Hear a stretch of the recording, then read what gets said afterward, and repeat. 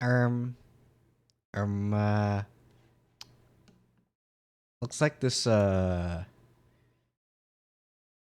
clip reel is, not working. Oh, ooh, unga bunga. Okay, well, that one worked. Maybe it's specifically that clip. I don't know. But, okay, that's definitely gonna yeah. take it out of context. Let's see. Is there anything I need to do before I do anything else? Not really. Command, clip that. Waiting here forever without any food or water. What the fork, man? Is this how the family treats its guests? Is this your idea of street smarts? Starting an altercation? It's called standing up. I guess I'll just look at Twitter. Worst case scenario, I just look at dang Twitter. That's Yes. the most American thing. Actually, let me do some stuff. Other stuff. Model.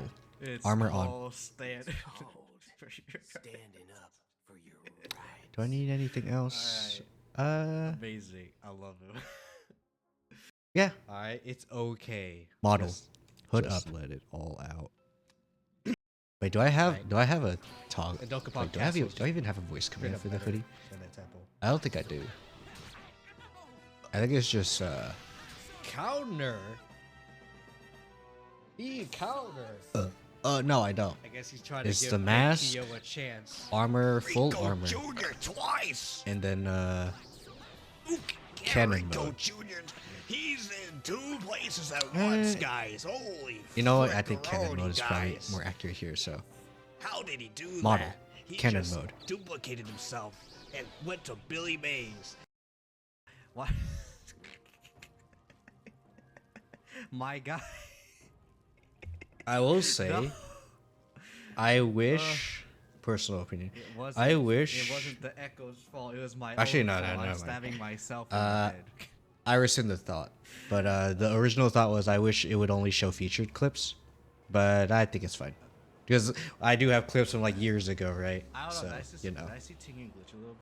I do want to see that too. He has come specifically for you. So, my thoughts went somewhere unsay so. Don't worry. Oh yeah. Also, for those of you who have not noticed, or don't look at my redeems, I do I have wish these come specifically for me though. That would be Twitter That redeem would be great. where you can tweet for me. Anyway. I have You don't veto always- rights, I mean, so if it's if you something you can't do just be like, tell "Oh, me I can something only that be you happy," and want that's it. me to do, Because it's but okay I to feel really good do emotions. not want to do it, I will not do it. Because you're human. If you only feel happy and you only ever feel happy, then there's probably something wrong. And 'Cause we I'm not should here to get probably, canceled. I honestly Alright. probably would say get therapy. As much as But I like to you're be, happy.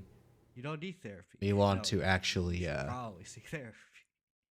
You're be probably coping. cool You're when it probably comes to using memeing. We happiness don't as want to coping. be That could be actual something else. a-holes. And will continue to conduct further has now become investigations as to the motive of the suspect.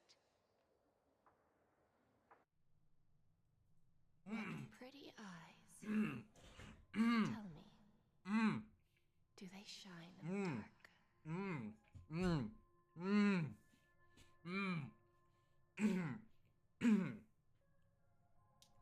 I'm not horny. No, I'm not horny. I'm not horny. I was just surprised. Holy frick, I'm... I was just surprised. Man, I'm I was looking at actually Twitter, getting I'm like seeing like live an 2D actually stuff, like, cool holy... Okay.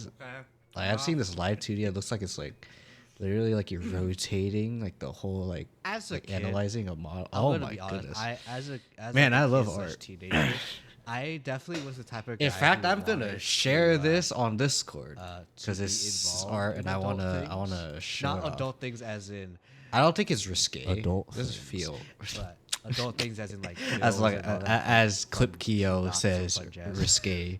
I was about to say, yeah, fun jazz, yeah. Man, paying bills is so funny, chat. Did you guys know that it brings so much dopamine in my brain? No, it doesn't. No, it doesn't. But yeah, I'm gonna show this off. Yeah. kindly request an immediate warp jump out of the Astana star system. Oh no! Oh no! Oh no! What a perfect timing for that Knuckles. Oh no. Oh yeah, for anyone also wondering, I do have an announcement. Oh no. Oh yeah, I forgot to also Perfect. stuff so that I can actually look at my stuff. Get Here's a rid of haiku. this stuff. Get rid of Dokapon this. Kingdom. I have things that I don't need to have. Sarge is a bottom. True. A haiku by Nanatsu. Nice. Anyway, hold on. Don't clip it. In fact, burn it. I have drank. Also, if you did see the tweet that I Therefore, made, command, please yes, respond. obviously that thing is a I'm meme. getting Mume a 'Cause- lot. Okay. Because obviously I'm gonna announce it Yeah. now. I'm gonna announce it Yeah, on it's good, stream. it's good, So, you know? if you It's saw the tweet, good, I'm good. Yeah, movers. This is the today. stream where I talk 3 about times in a row, Kiyo-Sekai. boomers. I am also Alright, going to be time to doing. break the Oh, actually, before I do sheet, anything guys. else, I want to make sure Totally not that gonna move this again. is showing Watch slice this. and dice. Watch this awesome move. Command, respond. Or slice and dice. Okay then. Okay, Mume. Oh yeah, I need a. Make sure this shows. Okay, good. Good. And then I want to not show this one. Where's the Kiyo-Sekai tab? I need to look at that one. Okay, there you go. Kiyo-Sekai. Okay, but yeah, I now have 2 Kiyo-Sekai docs. For anyone who does follow my Kiyo-Sekai stuff, I originally, for whatever strange reason, I decided to edit the first version and then just went off of that. No, I should not have done that, and I'm an idiot. Fortunately, the thing does have a rollback, so I can roll back to back in 2023 when I made this. Apparently, it was January of 2023 that I made the Slice and Dice Kiyo-Sekai. Anyway, I should be going to just chatting. But before I do that, let me get off of studio mode, because I don't know if it messes things up. But yeah, how are you all doing today? Welcome. This is Kiyo-Sekai. For those of you who don't know, I actually forgot to put Kiyo-Sekai in the title. I mean, it's in the title. I just mean like the command. Should I do the announcement now? Yeah, I'll wait. Actually, no, I'll wait a little bit, because maybe some people might not come in immediately. Therefore, just in case, there may be some people who want to come in but aren't here yet.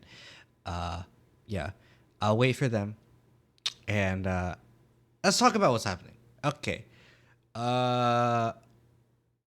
Nothing actually. I also, okay. Before we start with the Kiyo-Sekai, I actually do want to I did say this on Friday. I said this yesterday, that because I was tired on Friday and I only slept like 4.5 hours, I want to reanalyze the 2.5 stream. I actually do not have the thing up. In fact, I should have gotten it up earlier.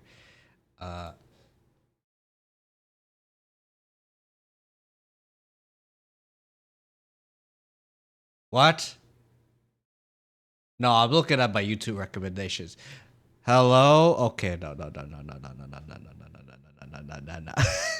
I know we're doing another freaking we're doing a tangent already. I'm sorry guys, but I am seeing this thing, and this is huge. Okay?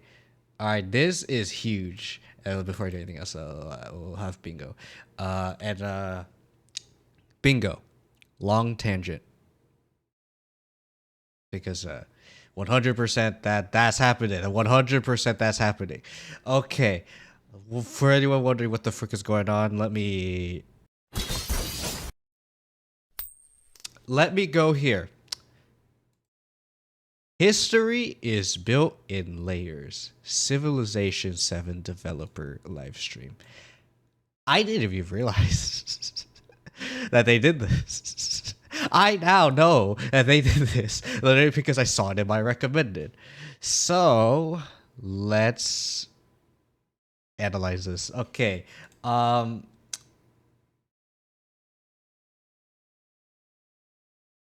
I think I may have to edit my thing.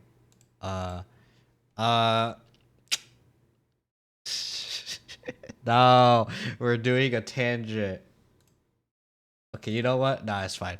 I'll just put this up. Civ 7 tangent. Kiyo-Sekai will resume later. Okay. This needs a border. So therefore I will not use this text. I'll use another text. I'll use this one. Oh, that's huge. Okay. Civ 7 tangent. For anyone wondering why I'm not talking about Kiyo-Sekai right now. Civ 7 tangent.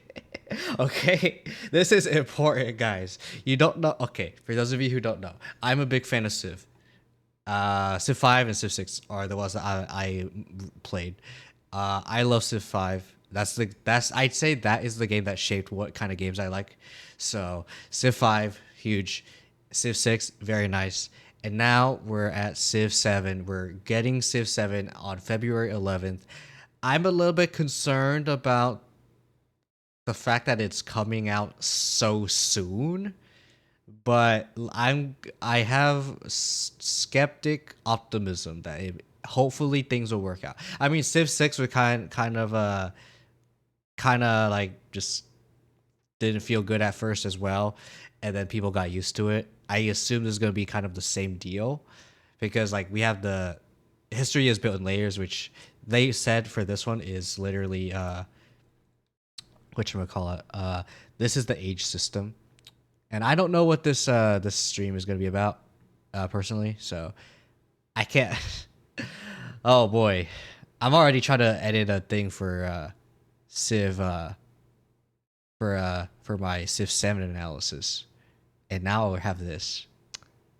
Well, And if we think there's a better way to do it, we can reinvent the game even, 30 years after it started.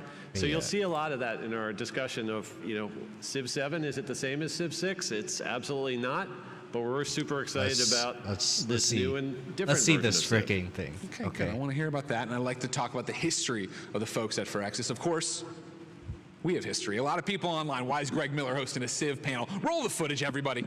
Okay. What's up, everybody? I'm Greg Miller, and I'm here in Maryland at Firaxis Games to find out all about Civilization 6. Okay.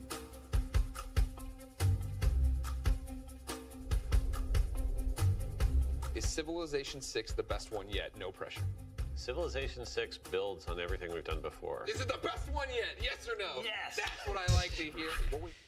Ed, is Civilization 7 the best one yet? Yes!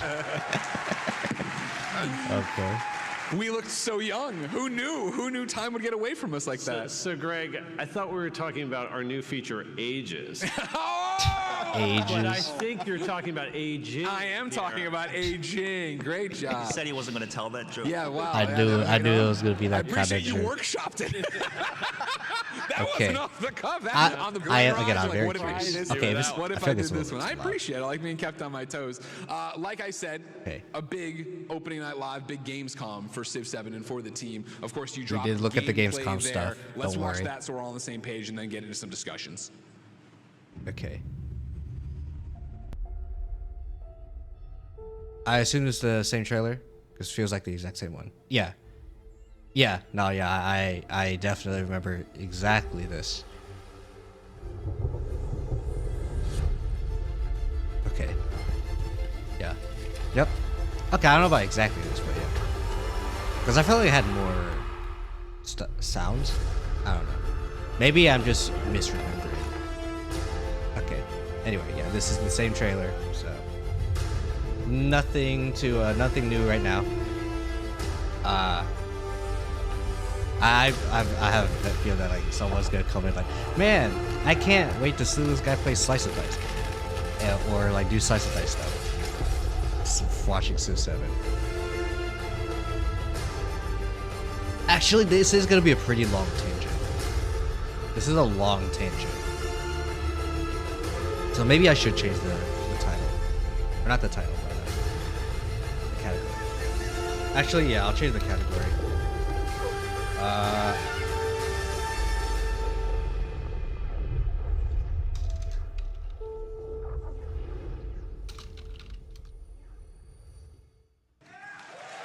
Okay. I'm gonna change the title. Trailer. It's a good tagline. There you go. JJ, I want to point the question at you. Hello? You've worked on a few of these Civ games before. Because I changed the freaking category, it directed me. Okay. Okay. Anyway. I gotta go back like 10 seconds now. Okay. It's a good trailer. It's a good tagline. Thanks, Twitch. Very good. JJ, I want to point the question. That's just OBS, not You've really. worked on I a few mean, of no, these that's Civ games before. Twitch, yeah. It's technically Twitch. What does that feel like? I mean, February 11th, PC and consoles, it's coming up real quick. But to finally get to show them, the world, that, what does that mean for you? To me, it's everything. I've worked in this for a long time. The thing, my concern is, I'm not sure if this is going to be another. If this is going to be like a Risk of Rain 2 moment. Gamescom was just. For those of you who don't know, Risk of Rain 2. And by the way, I am listening in on this. If I hear anything new, or that feels like it feels like they're saying something new, from you and the art team, right? Every time I I'll watch pause, it, I see don't something worry. new. Something else pops out. Like if they say something like interesting, I will not talk about it. But if they say something that I feel like is not really important, I'm not going to talk about we it. see that all of the cameras that they managed to get into the game, seeing everything coming Frick, I lost my together train over of the last thought. few months. It's always the last few Okay. months where everything just starts clicking. Bingo. And when you see it compiled Kyo like loses that, his train of thought. This was the coolest one. Watching it with everybody here and through this sound system, that's pretty cool. So it was awesome. I like how you're like, it comes But together the yeah, last few okay, months, no, I like, remember well, now. what a great time to send you on the road. I hope there's not a Risk of Rain 2 situation we're where talking right now about February, I we're know talking they right now about Civ some 7 reveals. like they're still made by Firaxis and everything, Pull me but back. still where is I'm the concerned idea about for it like Civ being 7 like a really come buggy from? mess. In Dennis 2, Because obviously, this is Risk of your Rain 2 is alley. kind of Yeah, I can jump into I this. should say kind of This, it's just really this buggy. came about It's because before the they pandemic. That's when unified the Andrew was code really coming base forward with the for workshop and what he wanted to do. all like consoles and like It all PC. had to start with Civ as a foundation. You cannot have a Civ game without a few key elements, and that's been consistent throughout time. Strategic depth, that's the first one. This game has to be not only accessible to somebody just coming in and playing, they have to come in, they're gonna probably build a warrior, or telemetry says this is what they do. They hit something with a stick, and they keep hitting it with a stick until they lose, or they win, and they try something new. And then the third time, sixth time, eighth time, they start realizing, ooh, culture, science, all these other things are there that they start noodling with. And for our advanced fans, the ones that have been playing Civ forever, it's that depth that they really hook into. The easiest way to describe that is Civ 5 and Civ 6. Probably the first step There that you people take go. when they're new. They realize that cities have governors. You can like lean on the yields and simulators. They can start moving There's citizens no around to governors really in Civ superpower 5. cities. And that's just an example, a really simple example of what we want all the systems in the game to have. You can skate along the surface and just play that domination type game, or you can go down and really just make everything sing. But that's where Ed started. I love that making everything base. sing. What do you build on top of that? Okay, Sorry, that's yawn. cheating. That's the base. We're back before COVID. But I do want to pause on this. This is like as a mix of both casual and competitive of a player. I love it when games like these are like more accessible to newer people. I know that's going to cause like the competitive people to feel not so great, but one, this is a game that's trying to be sold to people.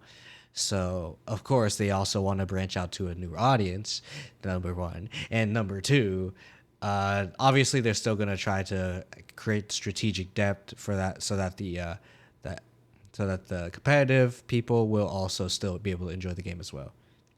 Like that's why I like Civ, because that's kind of what they're like trying to do. Like, and that's what I want to do. Like, I guess as a person, like I want to be able to attract new people, but at the same time keep make sure everyone in the community that I have fostered right now is still feeling okay and still fitting in and everything. And if they don't, then I hope I'm able to help them alleviate their issues. If not, and they just leave, then oh well. I'm not here to baby everyone. So, yeah. Anyway, the tangent aside. Touching each other and just licking poles. Nobody cares. Don't do that anymore. Remember? Don't lick poles, guys. Don't do it anymore. Especially if it's cold. What was the idea? Like where you know, I mean, you obviously had Civ 6 rolling, obviously doing so great. What was the idea for what would be next? So it was sometime after the Gathering Storm expansion pack, we got the team together and we're like, yeah, we've got a lot more Civ 6 content to roll out there, but we have to start figuring out what the ideas are for Civ 7. Sure. Yeah. And we did. Because Gathering Storm really was the last main postmortems DLC. where we were very, very critical of Civ 6. My design team can be brutal to themselves, to me. You know, they don't. 100%. Like it. That shows. We came up with what we really need to do is we need to restructure the game, because a 4X strategy game starts small, like you're talking about, with just a warrior and a settler. But by the end, there's so much stuff that you're managing. It's unwieldy. It's tough to do. So what we wanted to do is we wanted to break the game up into smaller segments that could be more manageable, that we could contain that explosion. So we knew we wanted to break it's like it up the early into game, chapters. the mid game. We didn't know what they were going to be called yet. We didn't know how they were going to work. But I was starting to. I'm curious about how they're going to do this. That's a cool idea. Let me start building on that. And so I took one problem area of our game, which is what are the cities going to be like? How are you going to build cities and manage, you know, the growth of one city? The settlement, that's all you're talking about, settlement cap here. We had a cool system for that in Civ 6. We put in districts, we put in adjacency bonuses. Every part of your city was out there on the map. But we wanted to switch it up. We wanted to have a different set of rules for that.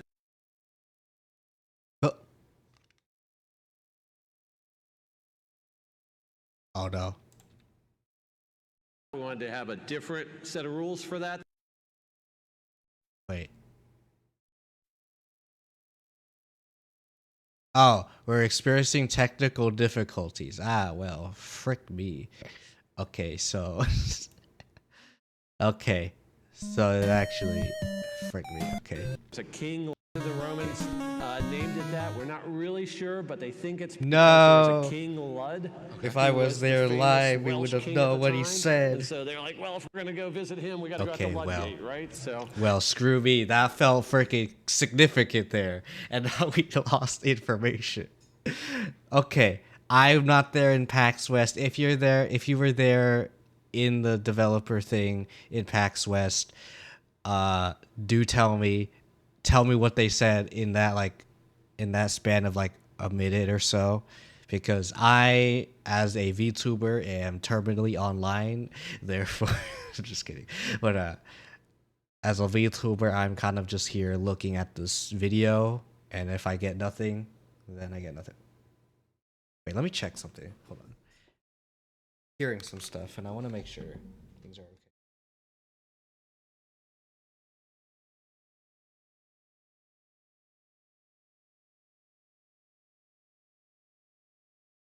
Okay, no, never mind.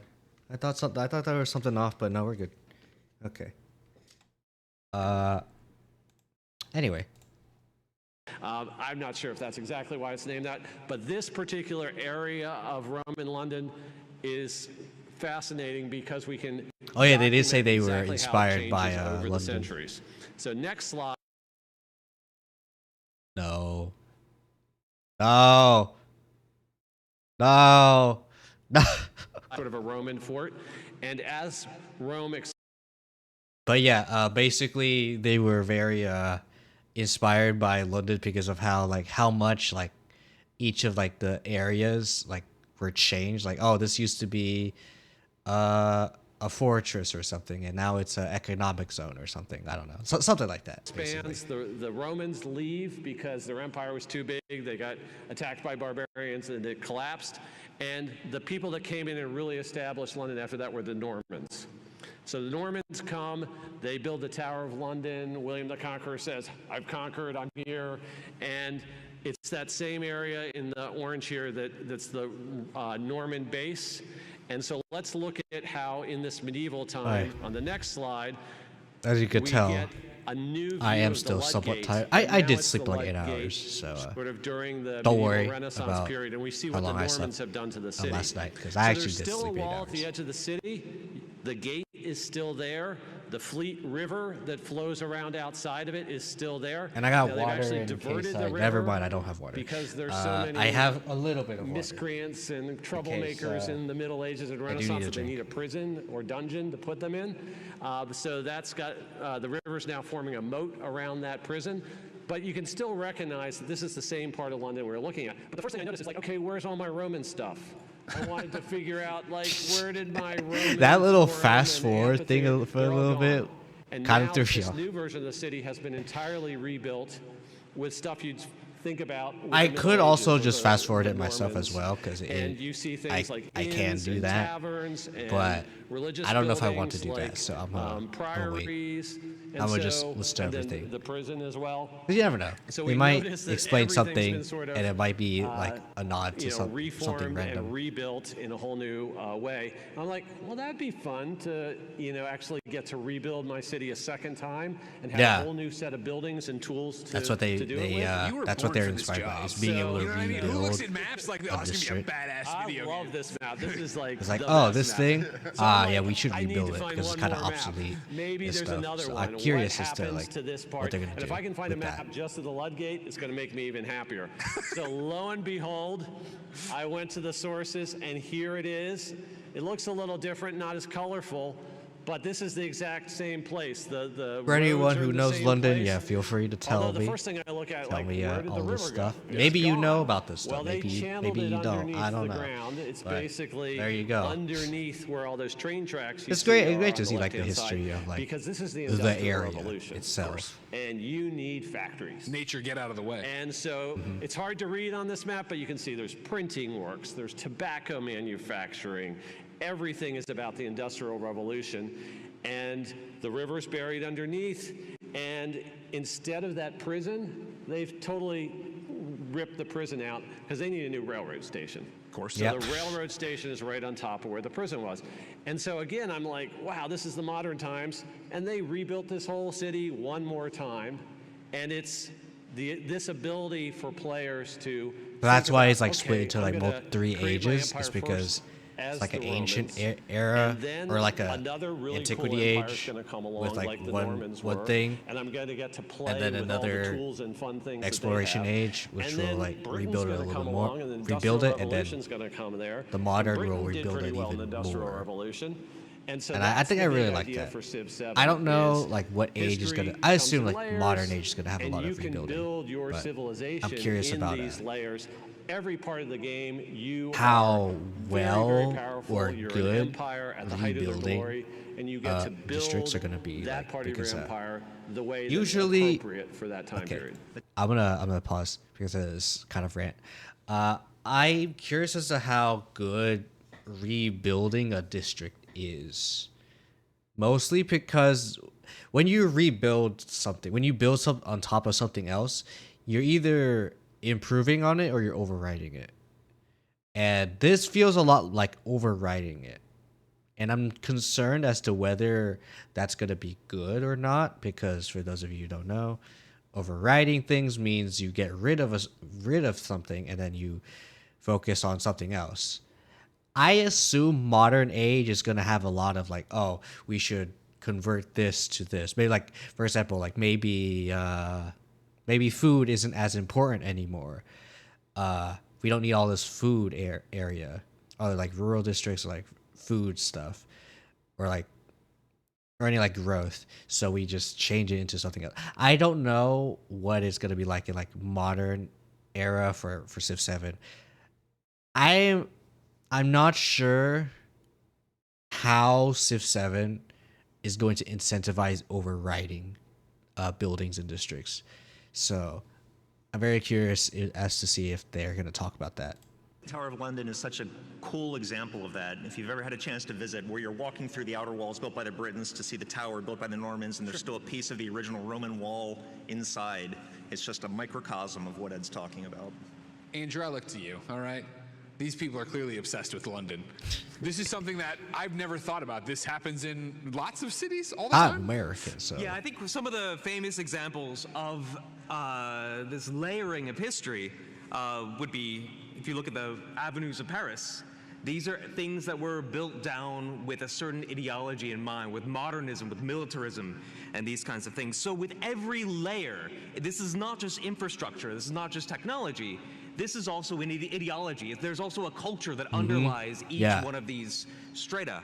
So cities that I know much better are in Southeast Asia, and you may have an area that has a wall around it that has a certain kind of religious function, or at least did at one point in time. You may have canals that stretch out that were the technology of how you transport heavy things at that time. They just get paved over, railroads come in, new forms of city planning come out. But the infrastructure is there, just changed and repurposed. And thought it continues to influence and affects our lives, but in different ways. And I think being able to open your eyes and see, you know, the underground here in Seattle or other cities where you can see the bones of what went before and how it still exists and makes a part of I feel like they're definitely going to talk about that's like what I find really fascinating how they're about going to this layering and incentivize why I love cities with repurposing those things. districts, buildings, all that stuff. So you're 100%. If staring like at based all on these what this maps, getting all conversation is excited. going. History comes in layers. I get it. What does it mean for the gameplay of Civ 7? There you go. So we had to move from that meeting and go forward and like how are we going to actually... Everyone's just blankly staring at you like, yeah, okay, history layer. We had to figure out what is this, how do we put this into the game? So that's sort of how the city layout system is going to be set up, where you have the different sets of buildings. But we have to think about what does that do in terms of who you're playing as. Sure. And we'll have some examples like coming up. I always talk about different I've ways said this you can before go through the game. when I was in like high you school. can have this type of sort of European. Actually, I want to pause because I feel like he may be talking about something important. But when I was in like high school, or like actually just in school in general, I was always the type of guy who was just tired. Even when I was a kid, I was tired. Actually, no, I think it was mostly like middle school, and like uni. I was like tired. So I was drinking water, but because when I was in elementary school, I would sleep like 8 to 9 hours, but as like a middle schooler or like an adult, I would I mean now it's still kind of the same deal, but I would sleep like 7 to 8 hours. And I think like me losing an hour of sleep is like, it shows that I'm like I get screwed really hard if I even lose an hour of sleep. Not to mention I did like 4.5 hours last time, so I don't know, man. Like if you make me lose sleep, it's really gonna affect me. But yeah, anyway. Starts with Rome, but then goes out in a whole bunch of different directions. Or we're going to show some examples from Asia that look a little bit differently. But basically, the setup is going to be you play as a different empire, and there's going to have to be a moment where that age of history starts to wind down. Okay. Andrew and I spent a lot of time talking about where are the right places for history to break. And the first one was somewhat obvious. You sort of have the Dark Ages. They actually call them that after the Roman Empire fell. So we sort of knew that was going to be one of our natural breaking points. But we debated the second one a little bit longer. Oh, yeah, and definitely. And Andrew can maybe talk about that if we want to get into modern that. era But is we gonna basically be, decided we're going age. to end a chapter of history. We're going to think about why the empires are struggling during those periods, and we're going to have new game systems called crises that players are going to have to sort of power through to get their empire to the end. What's cool is your empire well, doesn't come go on. anywhere. Technically, your you're empire's right. still there. It's been challenged. The it's Civ a little 7 frayed at the tangent is a seams, gorilla but tangent. so much of what you That is build the in that age only is going to move forward with you. thing I We can got some really examples of agree with all that. we'll talk about Welcome in a on little in. bit. Civ 7 And so tangent. you I get will the do sort of cyclical Kiyo-Sekai pattern going later through the though. game. It's not like Because I love Civ previous 7. Civilization Therefore, games where it's just it up and up is. and up and up and up and up. Why do you and make it never right? had a challenge, you never Because had to fight back. I Now like to feel give it's people more like copium. a long book series you read where it's like an epic I like to give people fantasy copium. novel or something like that. Okay. And there's a climactic Let me give battle, people and then you have a little copium. bit of a pause and a reset when you start the I like next to book. supply That's sort of copium. now the structure of our game, and I think it draws people through the whole game experience in a much better way. It's not like we're giving you this really long game that's going to take I you like 20 it to be hours raw. and go. I mean, try to survive. Here are some I mean, it's okay to be Now it's wrong. sort of, signposts. But that you we wanna know, talk about. sometimes when So that's when you're ages. right, Yep. but you Okay. don't want to Dennis, be, that you was a still. bunch I of think you still blah, blah, deserve blah. to What does get it credit play for like? How does an having age work? You know what I validity. mean? I'm sick of the theoretical. Tell me about the turns. Tell me about the turns. Civ is not in and of itself a historical simulator. It's not meant to be. We give you the pieces of history to play with. It's, the Being language wrong spoken, can be what they're wearing, Eh. uniforms, hats, everything around you. Really depends on the context, I must say right now. But yeah. Is accurate when we hand it off, and then our fans screw it all up and tell their own stories. Yeah. Which is what's great. That's why Civ is not. We're not. It's not here to accurately I like it. Whether it's the games that I'm emulate playing, history. The games that Ed's playing, You want a each history one is simulator, then unique go read a experience history book. to that person for that particular or something. playthrough. I don't know. And that's what Ed is leaning into with the ages even. It's more combinations and more What the things for heck you to is try that that? we've never simulated in a Civ game before. An example of what an age is, a lot of people I've saw online, like they'll say ages, eras, Yeah, ages. I'm gonna be Ages, honest. for example, antiquity is around But 200 turns. also, thank you for 200 redeeming turns first. if nobody does anything right at all. You're just having an awful time of doing nothing. It'll go a maximum of 200 turns before you actually go to the next stage. You're going to be accomplishing things, the AI's accomplishing things. As you're doing goals, the age might shorten a little bit, and you're going to have it broadcast to you when an age is coming to the end, and then all kinds of cool things happen. But within each age is what's so cool. That gives Ed and the me design zero team content. Can focus in on Well, what I makes saw each it age says awesome. Frank, but Every that gives me civilization nothing. in that age is at the height of their power. Everything they have, unique civics trees, their unique units, Rome with their unique commander, the legions they start with, everything is for you to play with at that point in time. And so when you go to the next stage, when you actually have that transition and you take what you had before with you and transition to a new civilization, that legacy comes with you and more cool things happen in that age with what's strong in that period of time.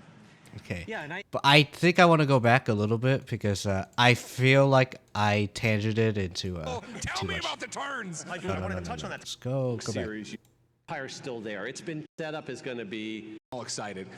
Okay, History let's comes go in back here. layers. I get it. What does it mean for the gameplay of Civ 7? So we had to move from that meeting. I wanna be silent and here. Go forward and like how are we going to actually? Everyone's just blankly staring at you like, yeah, okay, and history layer. We had to figure out what is this. How do we put this into the game? So that's sort of how the city layout system is going to be set up, where you have the different sets of buildings. But we have to think about what does that do in terms District of who you're layering. playing as. Sure. And we'll have some examples coming up where we'll talk about different ways you can go through the game. You can have this type of sort of European approach to it where it starts with Rome but then goes out in a whole bunch of different directions. Or we're going to show some examples from Asia that look a little bit differently. But basically the setup is going to be you play as a different empire, and there's going to have to be a moment where that age of history starts to wind down. Okay. Andrew and I spent a lot of time talking about where are the right places for history to break. And the first one was somewhat obvious. You sort of have the Dark Ages. They actually call them that after the Roman Empire fell. yeah, that's where I we sort of knew commented, that like, was oh, gonna yeah, be one of our medieval natural Dark Ages, breaking yeah. points. But we debated the second one a little bit longer. And Andrew can maybe talk about that if we want to get into that. But we basically decided we're going to end a chapter of history.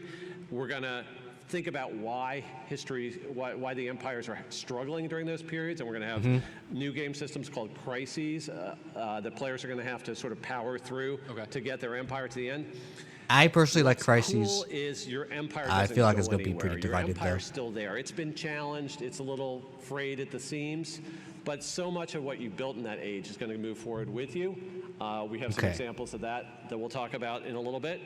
And so you get this sort of cyclical pattern going through the game. It's not like previous I civilizations. kind of want to go back to where you mentioned like, oh, some things may actually end up feeling really good. You know, like archaeology sites in Civ. I know not everyone here plays Civ, so bear with me. There are things in like Civ 6 and I don't think Civ 5 has it, but Civ 6 has archaeology sites. Actually, no, Civ 5 has it. I'm an idiot. Yeah, they do have archaeologists, but there are archaeology sites, or I should say antiquity sites, where you can like dig up like historical stuff, and that's kind of reminded me what he's talking about earlier with like, oh, some things are gonna still help through the ages. I think is reminding me of that. Like that could be an example. Like, yeah, that could be an example of like that. Yeah. Games where it's just up and up and up and up and up and up, and you never had a challenge, you never had a setback. Now, yeah, I'm gonna say right now, yeah, that 100% that felt true. Like people say like it's an exponential like curve, like oh what, like it's like with the AI, right? Like you feel like the AI is kind of like doing like a straight like line. I guess for the math nerds, basically I feel like with the AI, I feel like their graph will look like X. So it'd just be like a straight line this way. Whereas if like us as a player, we would be able to exponentially grow because we know what we're doing. The AI does not. So it would be like X squared. We may have like a or the AI may have an advantage, so it'd be like X plus C. C being the advantages that the AI has over us, right? But us, we would be able to grow more, so we would have either CX or X to the power of C.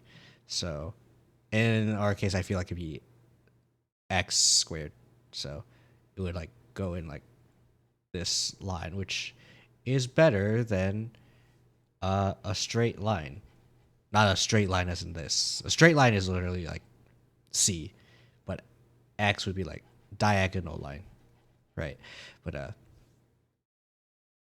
yeah.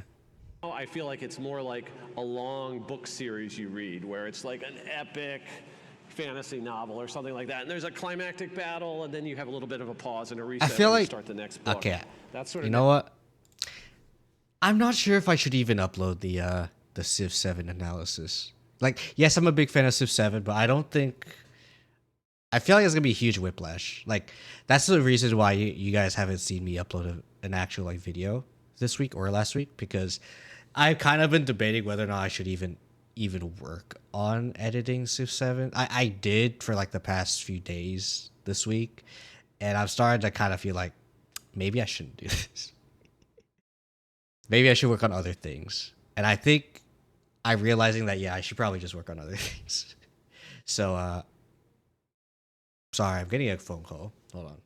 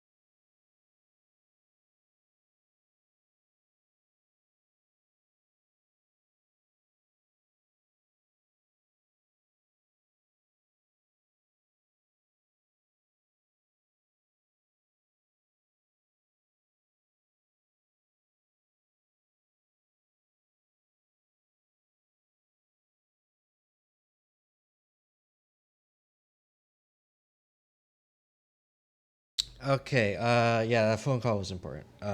Is not stream ending. It's not a stream ending phone call. Don't worry. But important enough for me to stop, and that also means I need to recalibrate VTube Studio because I was using VTube Studio, and phone call stops it. Okay. Let me make sure I also look okay. Let me calibrate with VBridger as well.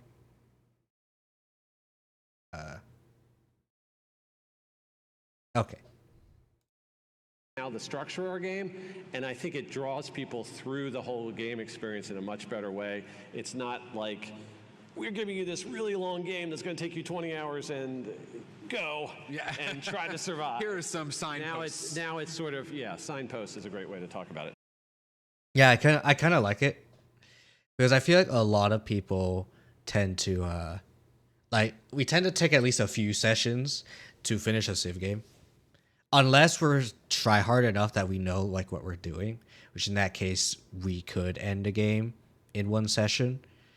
But usually, if you don't know what you're doing, we tend to or if you think a lot, because some people take their turns for a long while, especially if there's like a war, for example, especially between other players. So yeah, it's gonna be rough. Doing a lot there. And the signposting, I'm not sure how I feel. Okay, I guess you could technically like change the pace of the game based on like game speed, right? So I guess it's not too bad. But I'm curious as to like what the speed of the game is like in general. Because if it feels like 3 games, like if I know they said that like you can play one age as a whole game, or you could play all 3 ages. I'm curious if you're able to do all 3 ages in one session, or at least like a regular Civ 7. If a whole all 3 ages, like going through all 3 ages, feels like a regular like Civ 5 or Civ 6 game, I'm cool with that. If it feels like 3 Civ 5/6 games, I'm not gonna be a fan. I want to say right now. As much as I like playing, like investing time into like Civ, I don't want to do too much, right? Like it's fun, but I mean, please, I want to play. I want to be able to go through the whole ages, all the ages. So that's ages. Yeah. Okay. Dennis, yeah, I'm so glad I freaking went back here because he actually said quite a bit that I wanted to talk about. That was a bunch of blah blah blah. What does it play like? How does an age work? You know what I mean? I'm sick of the theoretical. Tell me about the turns. Yeah. I want to touch on that because that's interesting. Civ is not in and of itself a historical simulator. It's not meant to be. We give you the pieces of history to play with. It's, the language is spoken, what they're wearing, uniforms, hats, everything around you is accurate when we hand it off, and then our fans screw it all up and tell their own stories, which is what's great. And that's when Andrew tears his hair out? Yeah. I like it. But whether it's, the games that I'm playing, the games that Ed's playing, each one is a unique experience to that person. Doesn't matter what Civ you play in. And that's what Ed is leaning into. If you play on the same, it's more combinations map, and more whatever. things for you to try that we've never simulated in a Civ game before. An example of what an age is, a lot of people I've saw online, like they'll say ages, eras, ages. Ages, for example, antiquity is around 200 turns. 200 turns if nobody does anything. This is why I was concerned. Turns. Okay, a Civ 5/6 game for me tends to end in 200. 200 turns. Yes, this guy is probably saying 200 turns in standard speed, which in that case, this would translate to like if we're assuming online speed is half of standard, I'm going to assume 300 turns for the whole game. For on average, a whole Civ 7 game should be 300 turns. Is what I'm getting off of what he's saying right now. I'm not sure how I feel about that. Because that's 2 sessions. That's minimum 2 sessions for me and the boys.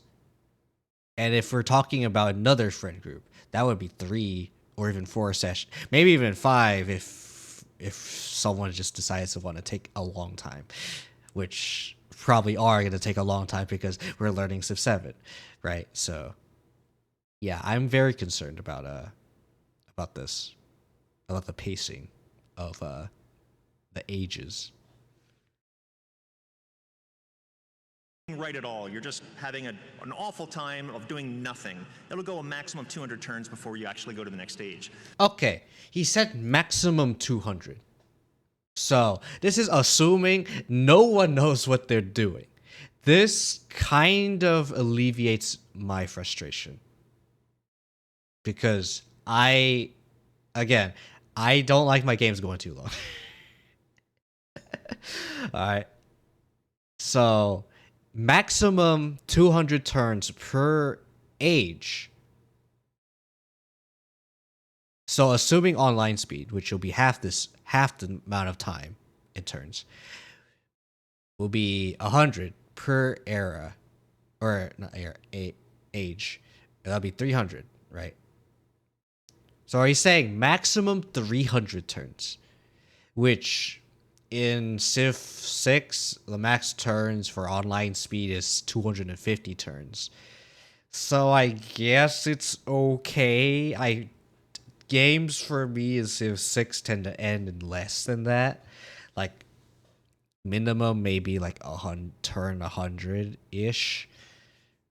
Like 150-ish on average for me. So, I'd say maybe it's okay. Maybe I should not worry too much about the pacing. I am still slightly skeptical though. So, something of note. You're going to be accomplishing things, the AI's accomplishing things. As you're doing goals, the age might shorten a little bit, and you're going to have... And because you're going to be able to do the goals and stuff as you play the game, the age length will shorten, which means, obviously, if you play well enough, if you know how to play the game as you play the game, and you know the ins and outs, you're going to 100% the game's going to feel faster. So basically, if it I like the system because if someone is doing really well, they make the game go faster, which in turn gets to a new age, which in turn rubber bands the people who are behind earlier. So I'm actually kind of excited about this. And the more people who are behind, the better the person who's ahead is going to do, obviously. But the less people that are behind, like let's say only one person is doing pretty badly, but everyone else is doing good. Which means it's the overall game for that age, the overall duration for that age is going to be much shorter than one person doing extremely good and everyone else doing kind of mediocre. So I kind of like the system, rubber banding system. Very nice. So I am concerned that that in games where everyone else is bad but one person is good, that the one person who's good is gonna steamroll. That's what I'm very concerned about. Whereas if you have one person who sucks but everyone else is pretty good, I feel like that one person is gonna feel a lot better because they're gonna be rubber banded much sooner than the 5 people who are bad and one person being good. So I am concerned about that. But then again, we still are hearing that that they're trying to make this game more accessible for I don't want to say accessible, but more noob friendly. So we'll see. It broadcasts to you when an age is coming to the end, and then all kinds of cool things happen. But within each age is what's so cool. Ed and the design team can focus in on what makes each age awesome. Every civilization in that age is at the height of their power. Everything they have, unique civics trees, their unique units, Rome. Everyone has their commander, the legions they start with. strengths is in that for you to age play with because at that point in time. because they And so mentioned when this you go to the before next stage, when you actually have in that Civ 5 and transition Civ and you 6 take and what you had most of the before other with you Civ games. and transition to a new The civilization, leader, that legacy comes with you, and more cool or things the happen Civ. in that age with what's. Sorry, I should not have talked over this guy because he's actually talking about good stuff. The civs in Civ 5 and Civ 6, like there's stuff that's like really good early, but falls off later. Sumeria, and then like some that like aren't that good early, but are very nice later. And there's some civs that are just good. Period, like Germany. I forget if Yongle was good. Italy. Sorry, not Italy. Porch. I'm sorry to all the Portugal fans, Portuguese fans out there. Anyway, have unique civics trees, their unique units, Rome with their unique commander. That's why I like the age system, because each civ in the ages are balanced around that age. The legions they start with, everything is for you to play with at that point in time.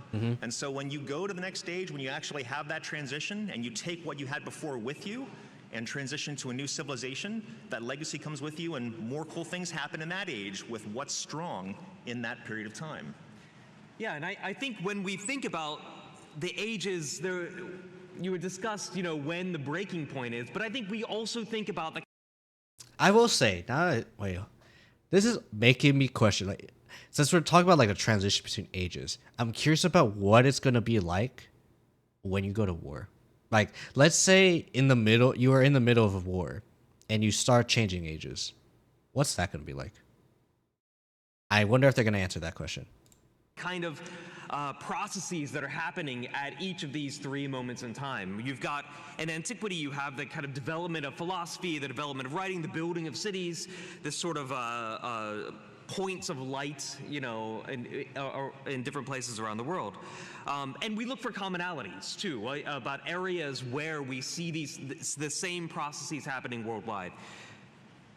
In exploration, now is when things get there still are, in antiquity, there are trade routes that go around, but this expands in a dramatic I like way, this guy's hand and movements. around the midpoint of history and the midpoint of the game, in that things begin to get really This is Andrew, cosmopolitan, right? to get Yeah, it's really Andrew. stitched together in ways that it's hard to separate one point out from the rest of the world.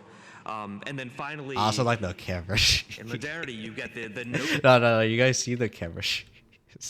and to get really stitched together in ways that it's hard to separate one point out from the rest of the world. The camera. Sorry, I don't know. I thought it was funny. And then finally, in modernity, you get the notion of kind of centralization, bureaucratization, biopolitics, however you want to phrase it, but the development of these rigid kind of empire, if you will. Okay. JJ, you've been It's like quiet in this solidifying section. yourself. I'm just getting smart, leveling up. You can pull no facts out of your butt around Andrew, because you're going to be wrong ultimately. Multiple ages, multiple civs. Yeah. You're the art director. This sounds complicated, no? Like, wouldn't it be easier just to stick with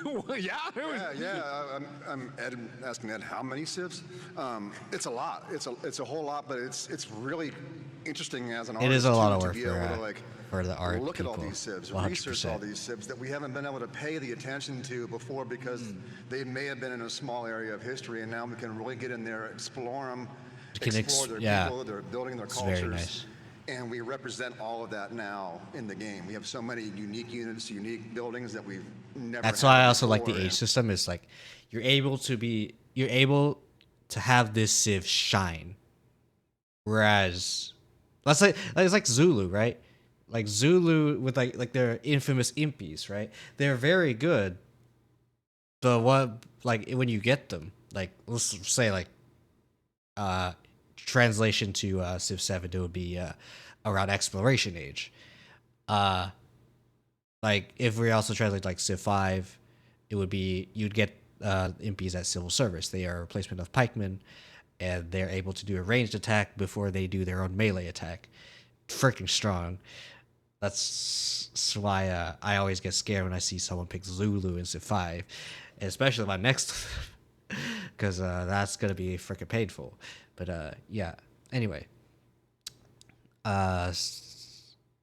they're good until you get like much stronger units. They are good against freaking like gunpowder units, the MPs. But once you like get out of that, or like get into actually like modern era stuff, I mean that's a while, but still, it's gonna not end well for the MPs.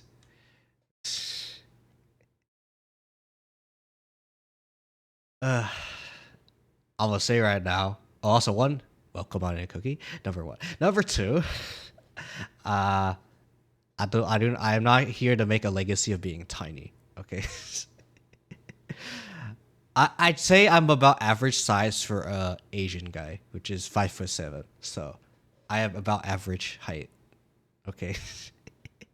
Anyway, I know I mentioned this is gonna be Kiyo-Sekai today, but I literally saw Civ 7, this thing, on my recommended just now. That's why I'm watching it. I was like, off you. I know, I understand, but don't worry. Don't worry. We understand that you're just here to tease, and I'm cool with that. If it gets too far, I will tell you 100%. Like, everyone has some boundaries, and we are here to respect people's boundaries.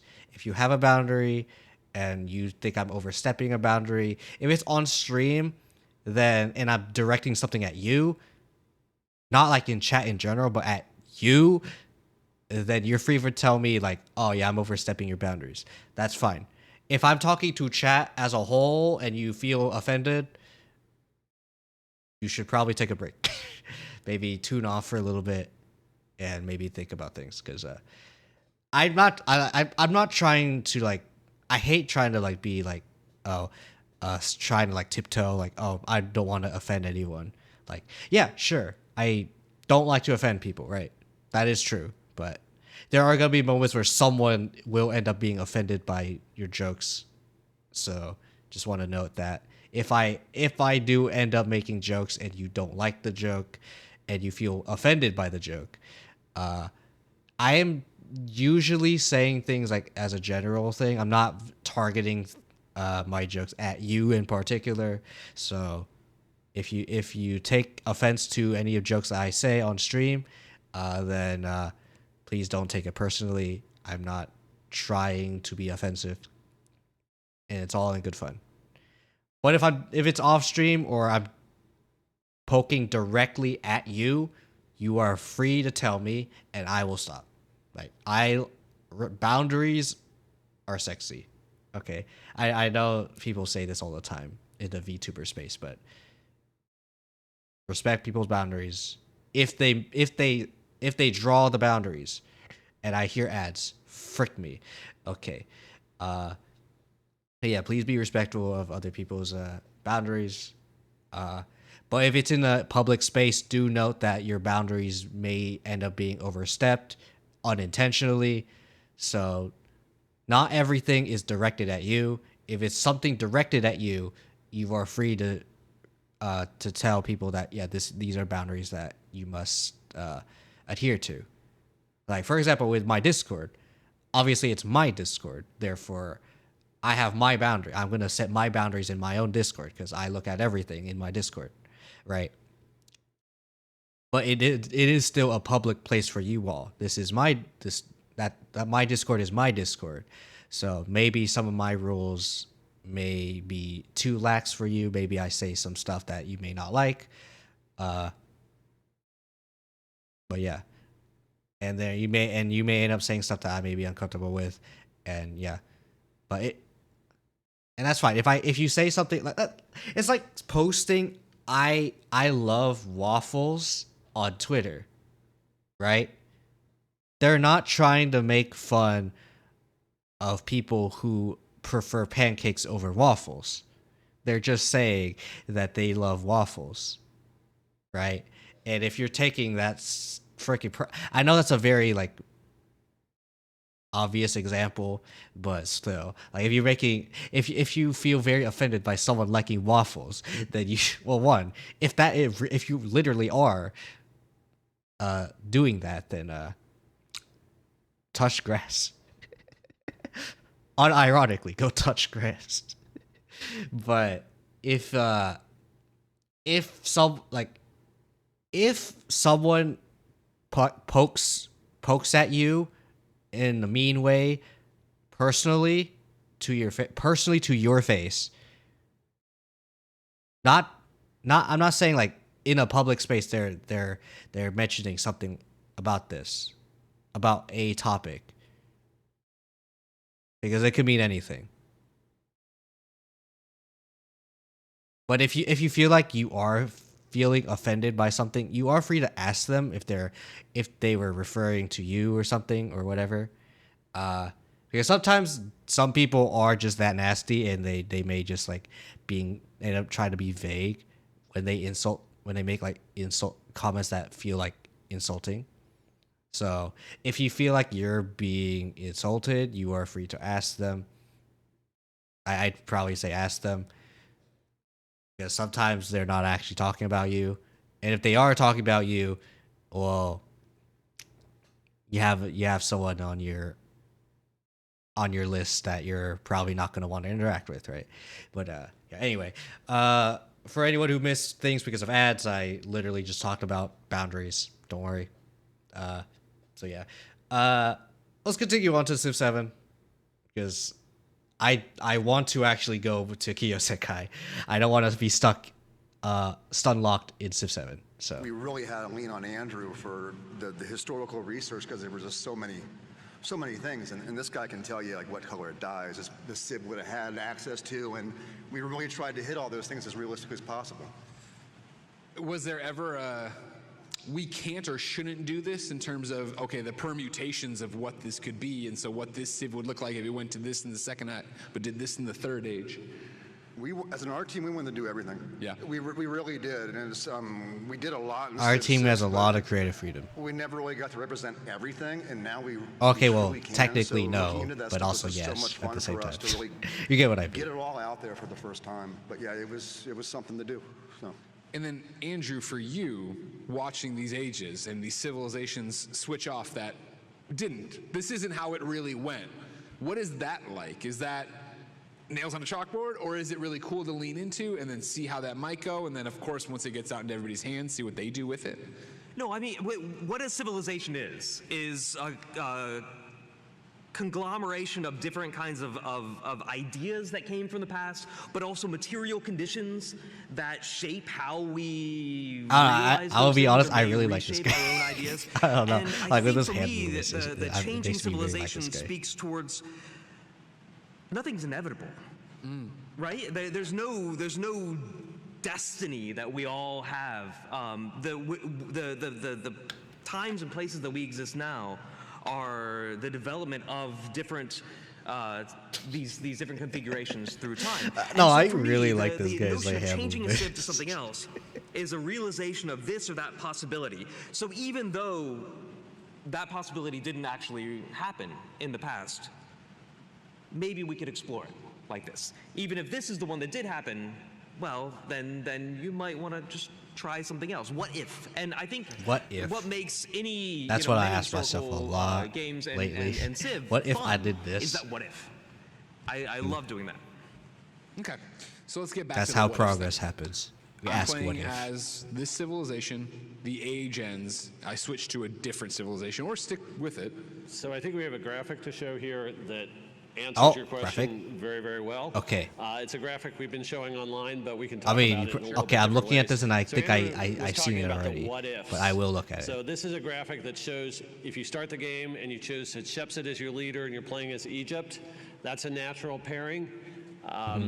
But we actually have 3 different types of pairings that you can make in the game. One is if it's an actual historical tie, like Hatshepsut being Pharaoh of Egypt.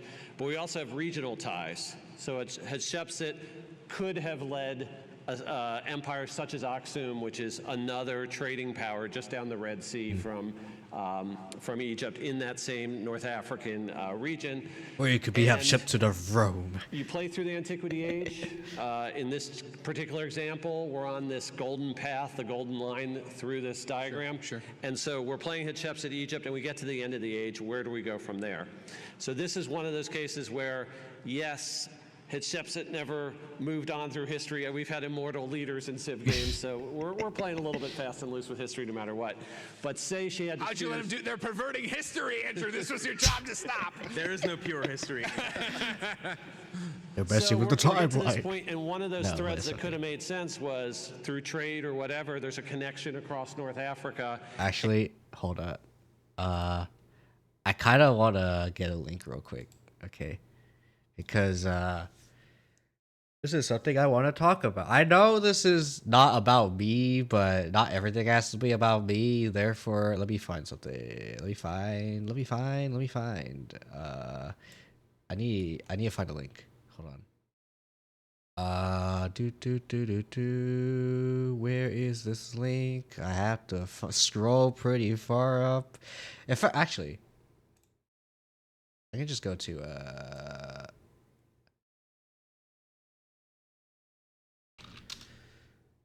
we do this and then go here. Oh, geez. And then go here and then go here. Okay, there you go. Okay.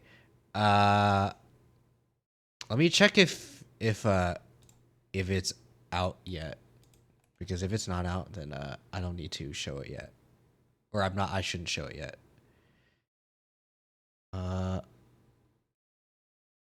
I don't think it's not there yet. Okay. I'm not going to talk about it then. I'm not going to talk about it in that case.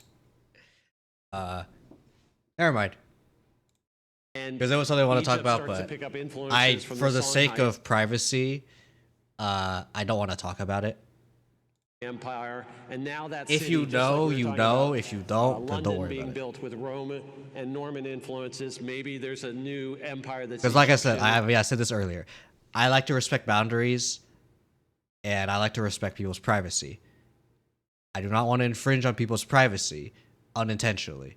Okay, so if I end up accidentally doing that, please tell me, and I'll try to fix the situation as much as I can. Because I don't like messing with people unintentionally. Or if I'm doing it intentionally, then obviously, like, I am trying to mess with you. But usually, if I'm doing something bad to someone, it's usually unintentional. And please tell me if I end up doing that, because I do want to fix things. Okay, I don't want to mess things up for people. And boundaries are cool. Anyway. With Songhai influences during the exploration age. But we also let players take... Songhai is also known for like rivers. And so a good example of that is anything you can unlock just because of the way you've been playing your game. So the example in the middle of this screen here is Mongolia. And you can get to Mongolia in a Civ 7 game if you build up a strong cavalry force. In that previous you got a lot of age, horse calves you could get Mongolia. All of a sudden you want to keep that momentum going. And so maybe the right move for you in that particular game is I'm going to go to Mongolia. May not be a historical choice, but it's one of those what ifs. What if Egypt had what if been Egypt a got a lot of horses? Army that dominated antiquity? Then the way they approach exploration might have looked. There is something else that I want to think about here. Now that I'm thinking about it, so for those of you who don't know, each Civ has their own unique start. I'm not sure how they're gonna do it. I assume it's just gonna be the same as Antiquity Age, like if you like navigable rivers, you're more likely to spawn in a navigable river. I'm not sure how it's gonna be like if someone starts the game in, say, Explo Age or Modern Age. That's something I'm very curious about. If it's gonna be tied to Civ or if it's gonna be tied to Leader. So that's gonna be a little bit concerning, at least for me, because I'm not sure. Because I tend to like picking Civs with specific kinds of starts. So, for example, in Civ 5, America has a river bias. it doesn't say that it has a river bias, but they do have a river bias. Egypt is also very nice because it also avoids tundra and avoids tundra. And I think something else, but it likes to avoid tundra, which tundra is generally pretty bad. Unless you're, I guess it's like Russia or something where tundra tends to have a lot of like strategic resources. But you get the point. This is making me wondering about start biases in Civ 7. I wonder what it's going to be like. Is it tied to leader? Is it tied to Civ? Is it tied to both? I'm curious about that. I'm not sure if they're going to touch on that topic at all, but I'm curious about that.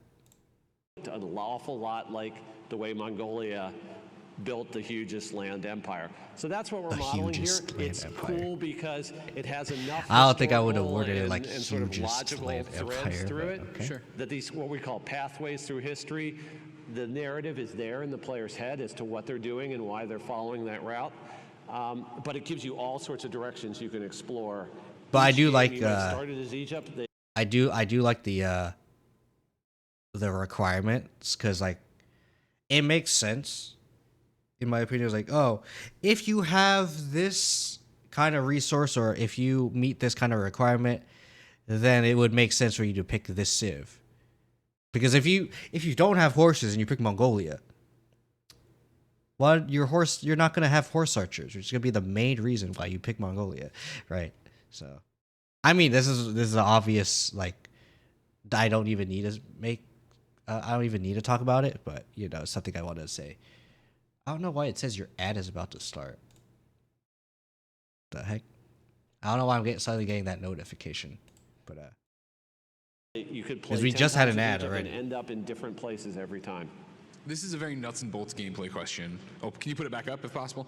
So my question is, I'm playing this first age. Do I know from the start that I have this opportunity to do Mongolia if I go into horses? Is it only 3 that I see? You know you have that opportunity, but there's a whole screen showing you what those opportunities are, and as you achieve each of those unlocks and you check that off, that's what the screen does. It checks it off so you know, Okay. you know, you might be... That's good to know. Is like, you know what your other potential like next age civ might be. I think that's good. I mean, obviously I don't think that's good. It is good, but it's just good to know, because you see it, you start like, oh, you have a lot of luxury resources. Maybe there's another Explo age civ that might do really well with luxuries. For example, maybe Netherlands. All right, because Netherlands in Civ 5 they gain more happiness from luxuries. Or actually, no, sorry. Civ 5 Netherlands, not Lekmod, Netherlands gets less on. They don't lose as much happiness when they trade their last luxury, which you should not be trading your last luxury away to someone else. But anyway, yeah. In Lekmod though, you get more happiness from luxuries, which is very good. This is bad, but I was playing a game of this in my hotel room last night. What was I doing? Why are we waiting in February? I was... Let's play the game. I want to play the game. At PAX in the board gaming area earlier, so forgive me. I didn't spend my whole night doing that, but yes, I was unlocking things. I was playing as a civ that we'll talk about. In a few minutes, not as Egypt. But yeah, you get those unlocks. You're like, oh, cool. Now I have this option open to me. Let me see how the rest of this age goes. Okay. And I may very want to go and do that. We want to lean into that. That's one of the coolest things. You've obviously got geographic, historic, but the way that you play your game, the way that your people are playing your game, determines the outcome of what's next. It's not just some rando choice that you're making. I know this is a very big tangent, but I just realized I'm sitting down like that Andrew was talking about. Maybe the people are going in a different direction than they did in the real world, and those are the options the game recognizes and unlocks. Okay.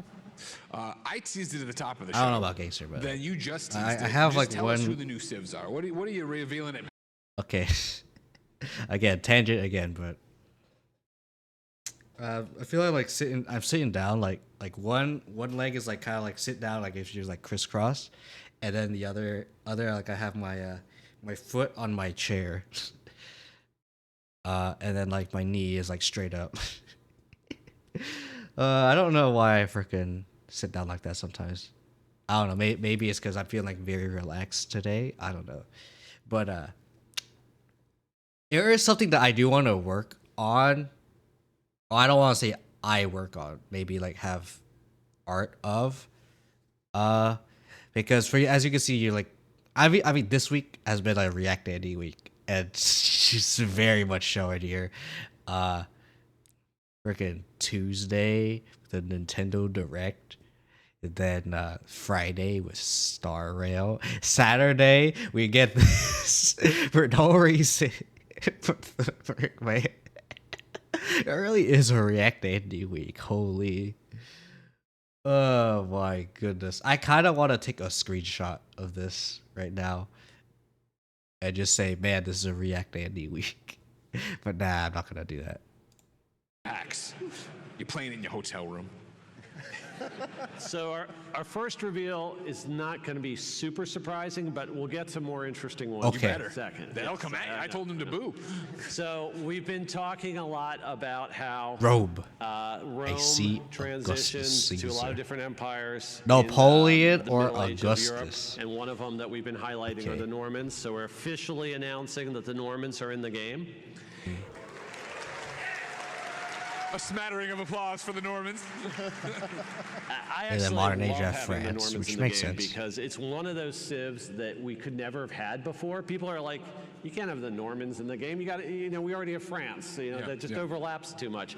But now we're slicing history in sort of a finer level, and we can have France built up by multiple pieces. And yes, we're officially announcing that France is in the game here. So that's the second civ. Yeah, France. It's not surprising, but you know. And what the booze for France might be appropriate.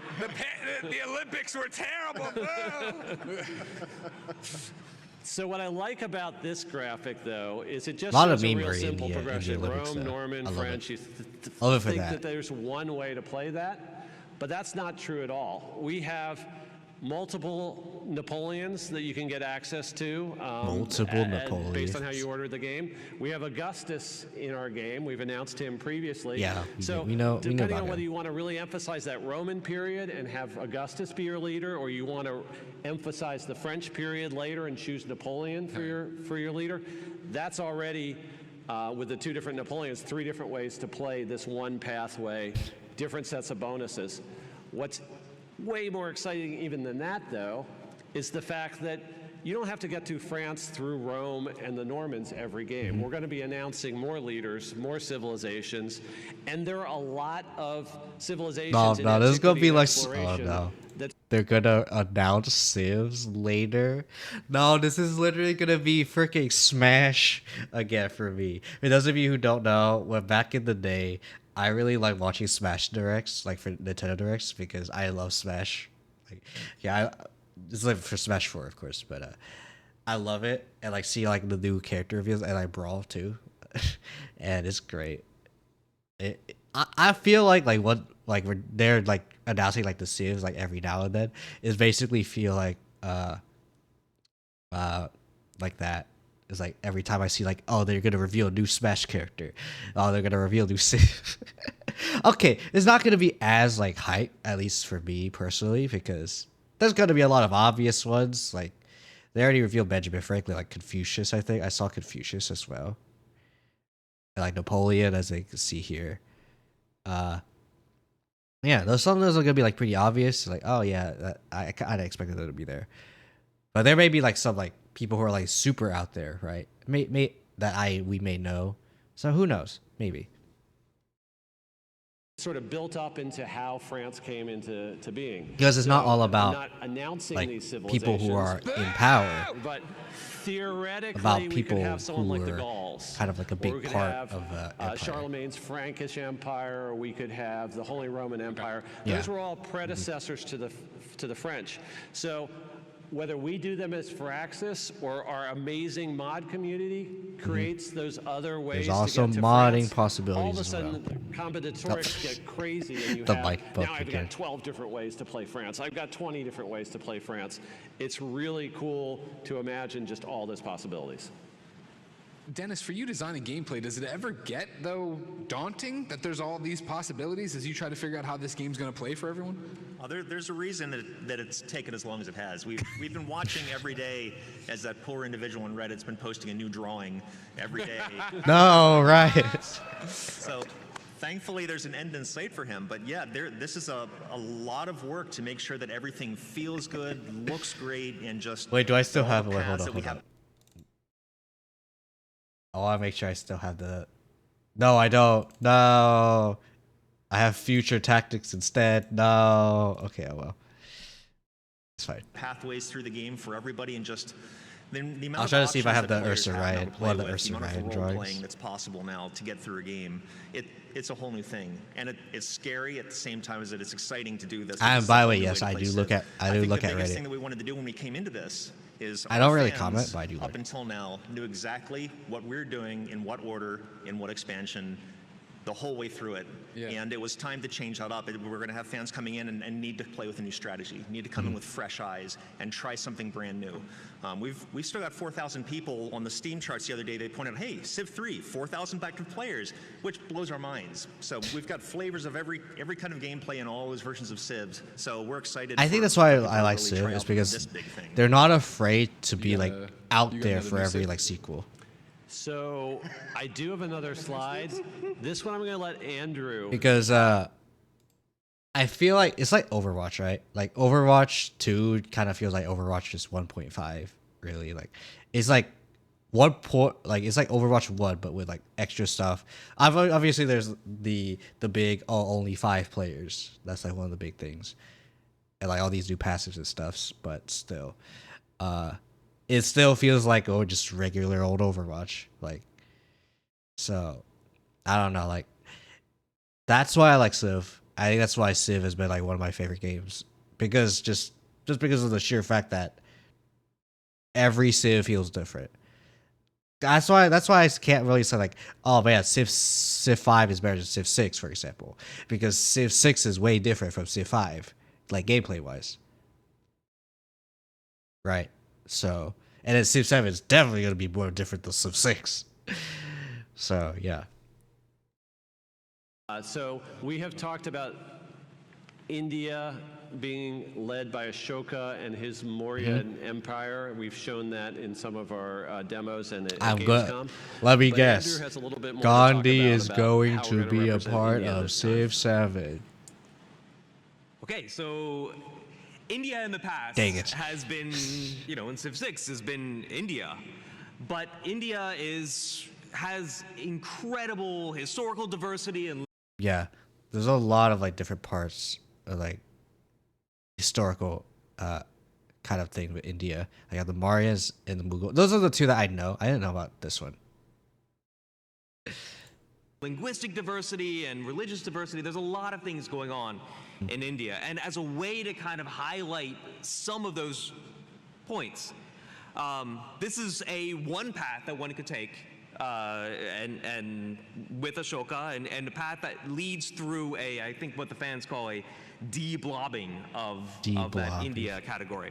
Okay. Maurya, of course, is the antiquity era where you're building infrastructure, you're building cities. Chola is really exciting to me because this is a dynasty based not in northern India, but all the way in southern India. And you have incredible networks of influence, of poetry, of literature, of script, of religion that extend across into Southeast Asia and beyond. You have merchant trading houses that are staffed by Christian, Jewish, and Muslim merchants. There's just a global interconnection happening in Chola. And then the Mughals, of course, too, which you have again, a centralized bureaucratic state, one of the wealthiest points on the globe at one particular That's point why in time. I know in like But Civ 5, again, India with has the a Mughal history fort, of which expansion is- and conquest and things like this. So you have 3 really different feels, all of which are India in different points in time, in different areas of the country, in different languages. And it allows you to see 3 very different aspects of what in previous titles had been India.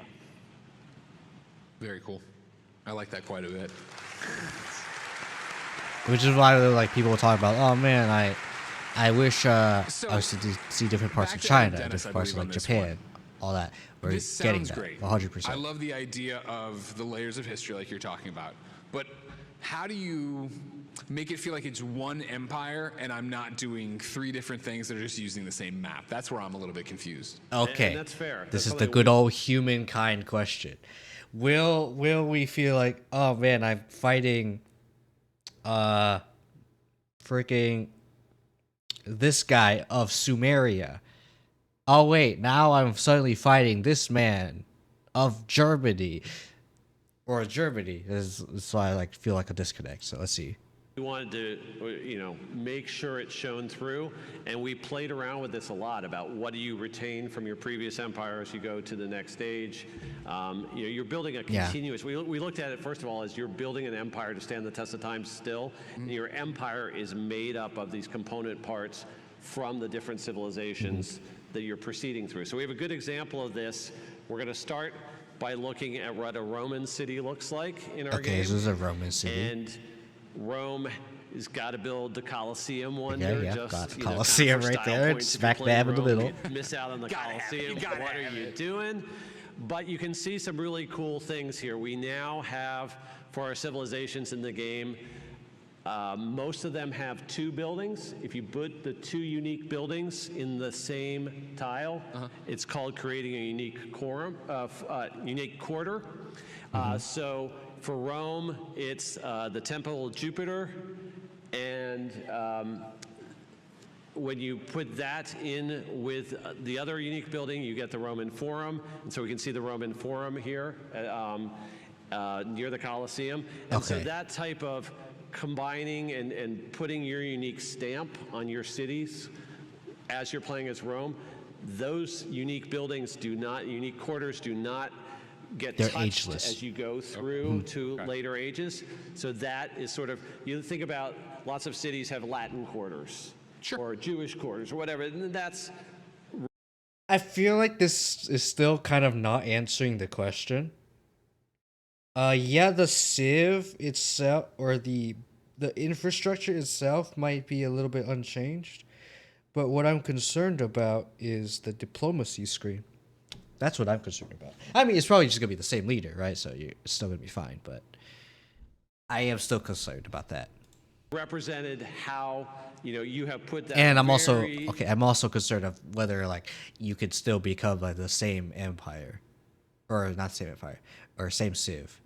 I assume you could still be the same civ, but I assume by default is like you could be the same civ, but not the same leader. I think all the leaders are gonna be different, or you can't pick duplicate leaders, but you can pick duplicate civs. So we'll see. Culturally specific stamp on your city, and we don't want that to go away as you go through time. So that's one example. This city is built before We said one it's on example. fire from the volcano. What about another example? Volcano, yeah. They built right next to. For Don't even mind that volcano. It's not going to do anything. You can see here scout dogs back too in the shot. So. Doggy. Yeah, thank you. So I think our next slide Okay. is if you've moved forward and you're playing with Rome. This Now we isn't have the the exact Normans. same city, but this is an example of a now Norman city that has those Roman underpinnings to it. So because the They have a lighthouse. Colosseum It's is not- I don't the think that's a great- associated that's definitely not the wonder great with our Roman lighthouse, but civ, it's and a they get lighthouse. bonuses building. We've got that represented here. Here you can actually, I think this is actually an example of the Roman unique quarter with the 2 buildings built in a tile and all of the special embellishments that we have for it.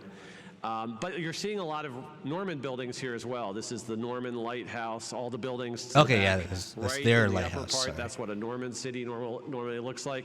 So you're mixing the cultures as you're layering them throughout the game. Okay. And then, so there's this, but there's also carryover between the ages of what you've picked not policy-wise, but you know what I'm driving at. Yeah, leader attributes, your uniques that you bring forward with you, unique policy cards. Everything that you had is with Rome and as Norman. We can go to the next slide and we can actually see a little bit of that. Okay. The wonders that you've built, you can see the icons for each that are attached to each, so you bring that legacy forward with you. Additionally, earlier accomplishments. If you're closing out legacy goals in your civilization, you're going to be able to choose some additional It still doesn't answer the question. forward. But the goal It still does not answer the question for me, which is interacting with other empires. That's my concern still. is that you're But combining this is with cool. what's coming. I do We're like not this. flipping a switch and hey, now you're this.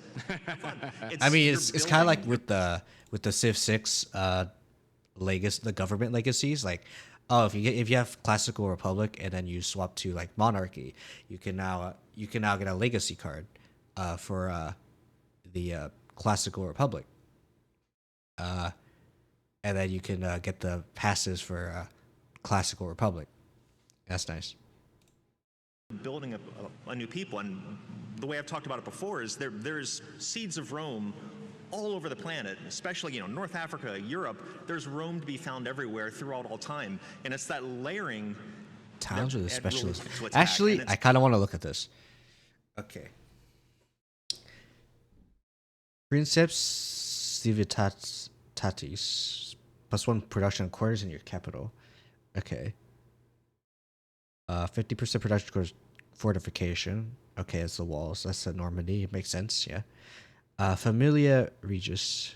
+2 culture for every tradition slotted into the government. Okay, yeah. So this thing. I think it's this, right? Jure. 4 culture from the palace and 2 happiness from city halls. Bayou tapestry.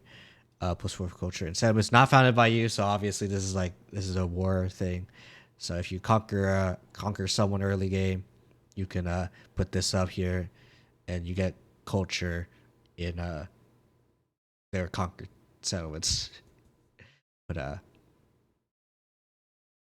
yeah, it's nice. And training infantry units gain culture. Okay, it's nice. It's really cool, and this is what I was talking about when the game comes together. And when we rolled into this year, some things weren't quite clicking yet, and then everything started falling into place, and it just feels really good. And it's a total change for those of us that have been making games on this team for years and years and years. We're all gray hairs at this time. This was exciting. It was exciting. Andrew, is it exciting to you? Because I think it honestly is such an interesting window for a moron. Hi, like me Mr. Hands to see Man. how, Tell me. You take from this culture, you take from this culture as a area progresses, right, as history goes on. Yeah, but that's what we have done, just in whatever society is that we take ideas from the past and we take the situation, the material conditions that we're in, and we take our experiences with our neighbors and our those with whom we trade and interact, and we make our own configurations, and we continually remake ourselves every single day, and that becomes a civilization. And I think having that, whereas I think in previous titles there was this kind of essentialism I that strive were like to be the Romans are the Romans are the Romans, and like they will always be the Andrew. Romans. Now we can see the real kind of growth and evolution and efflorescence of civilizations. And yeah, there's seeds of Rome. That's in a lot of why places, but there's also in my seeds of, the model before Moria, this many one that I places, made and there's myself, seeds of I had China, hand many tracking. places, And that's like my major course, regret within is the not game, getting too, we can JC see Mama that- to that progression, that give me development hand as well. tracking. That's I my may son. like Ben, go I'll come see back you to after her your and nap. be like, It's hey, late. can you gotta add lay hand down, tracking buddy. and We like do love like a ya. 2.0 Round of applause for my son, Ben. Thanks. re-rig or like a brush up. Andrew, you just talked about previous. But I don't have the money for He's that. still crying. Previous games. For you, JJ, the art style of Civ 7 seems more realistic. What was it like tackling that, and why do that? I kind of wanted to change the tone a little bit, or we all did actually. I took some of the things we brought forward with Civ 6 and the lessons learned, but I really wanted to kind of go back to that Civ 5, some of the tone there. I think there's some slides on the style. Oh, here we go. Yeah, so you can see the readable realism art style we kind of came up Readable with realism. to me, is something that you kind of see in miniatures and dioramas and those things. And you take some of the smaller details, you kind of exaggerate them a little bit, so they'll read from that kind of game map perspective. Let me see what the next slide is. Yeah, so when we first started out, these were some of the inspirations, like I called it my inspiration soup, that I kind of sat with all the other art leads to kind of eke out the style we were going from. And one of the big things for me as a kid was dioramas. I used to really spend a lot of time looking at dioramas, and it kind of goes well with the turn-based game because you can kind of tell your own stories within these highly detailed little areas. And also, Albert Bierstadt and the painters from the Hudson River Valley School were like a really big inspiration. We liked the sense of hope where in the middle and then maybe what's around the corner. We want to explore and find out, and it could be dangerous, and you know, it may be awesome. And the last one is all the rest. All the rest. One of the things we used for early on palette discussions was the guy in the middle there. It's from a movie called Barry Lyndon. It's a Kubrick film, and everybody in that film is I don't know just why I feel like I've seen that character, film. but they're all real people. Yeah. And some of the colors and palettes were just absolutely incredible because he shot that movie in all natural light. So we all kind of got on that movie and looked at that a lot, and to where we got to now with readable realism. It looks awesome. Thanks. Like, I can't wait to see it in action. You can clap. So I mean, we kind of already kind of seen it in action, yeah, so. It's really impressive. You and the team I can't wait to see more. Very proud of yourself. It's gonna be great. In like Of course, as they said throughout this panel, Civ 7 wouldn't be anything without you. It wouldn't be anything without the future modders. It wouldn't be anything without the Reddit commenters. There are many, many community questions we wanted to field on this community panel, questions. So please welcome to the stage for Axis Community Manager, Sarah Engel. Okay. And of course we have the community manager. Oh, there she is. Oh my gosh, I got my own stool. Thank you, Greg. I do have a couple community questions here, and I'll start with Civ player NUFC9RW. They ask, I'd love to hear about the aims in terms of the balance between tall and wide. Okay, that's a big one. I'll take that one. And Because tall and wide settlements, play means you have a whether you're settlement going to cap. spread across the whole map wide or whether or not you're going to just focus on a small empire that has like really impressive cities. Now we have players on our dev team that like to play both ways. Yeah. Dennis only likes about a 4 or 5 city empire, so he's a tall Tall dude. So I'm just a tall guy really myself. quickly point people at a couple things they should look for, where we're going to be providing more information about how tall and wide sort of tension is in our game, and players can explore both. So the first thing is we are bringing back specialists, and specialists are when you allocate some of your population not to go find another tile to work, but to go and sort of dig deeper in your cities and like occupy your libraries and universities and do bonus research there. Specialists are going to play a really, really important role in Civ 7. It's much more enhanced compared to Civ 6. The thing is, That's let's how hope you that power like your tall it's empire. Civ. The other thing you'll hear more about is our settlement cap. Oh, Settlement cap is sort of a total limit on how many. Because they talk about specialists. I'm curious about how they're gonna do that. Like maybe it's gonna be like, oh, you start with this many specialists, like X specialists, and if you have a lot of cities, then you have to spread it out kind of like evenly, or maybe you want to specialize because that's specialists are, or. But let's say like you have a lot of cities. Let's say you're wide, and you have like 10 cities or 10 settlements. So you gotta spread out. Let's say 10 specialists in 10 settlements. So you would have to distribute different ones into different places. Whereas if you have like only a few cities, like 3 or 4 settlements, and you have 10, then you can probably put in a lot more guys in like one spot. Or one settlement will have more guys or specialists.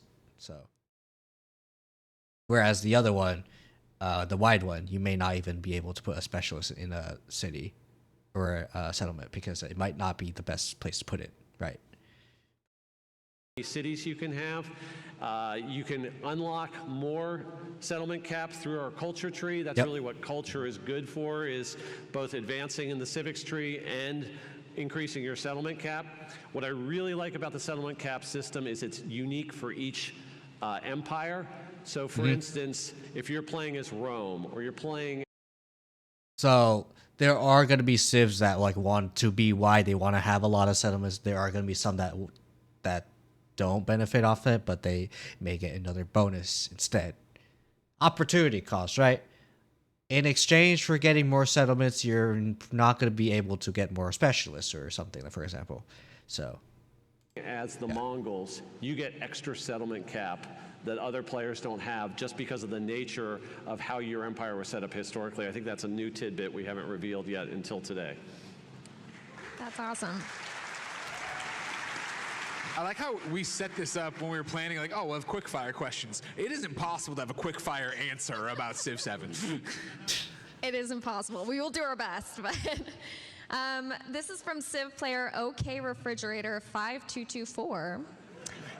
Okay. Is there anything about multiplayer that you can tell us right now? Multiplayer, yes. I'm going to take this one too. Okay. Huge. Sorry. So multiplayer is fantastic in Civ 7, and it's something that we've been doing in our studio with our design team as often as we possibly can, but we have them scheduled, like we try to get a session in every week. And what's great about I'm honestly kind of multiplayer tempted here to is get game the is deluxe broken edition up just to into play smaller it chunks, a few days earlier. and I don't know. It's much more manageable. It's not that 6 I don't know if or I should, 8 though. hour time commitment. I it haven't used to be. pre-ordered yet. We but also I'm not sure if I we should. haven't shown how this works, but we have great new system for starting up halfway through history. And so if you start an exploration age multiplayer game, there are cool new mechanics we have in terms of how all the players set themselves up for that. Good. There is a little bit of concern online right now about our multiplayer player count. And the reason we've been really cautious about what our multiplayer player count is because we know that some groups, like a Friends, they'll want to set their multiplayer sessions up. So maybe 3 weekends in a row they'll play, and they'll play one age each weekend.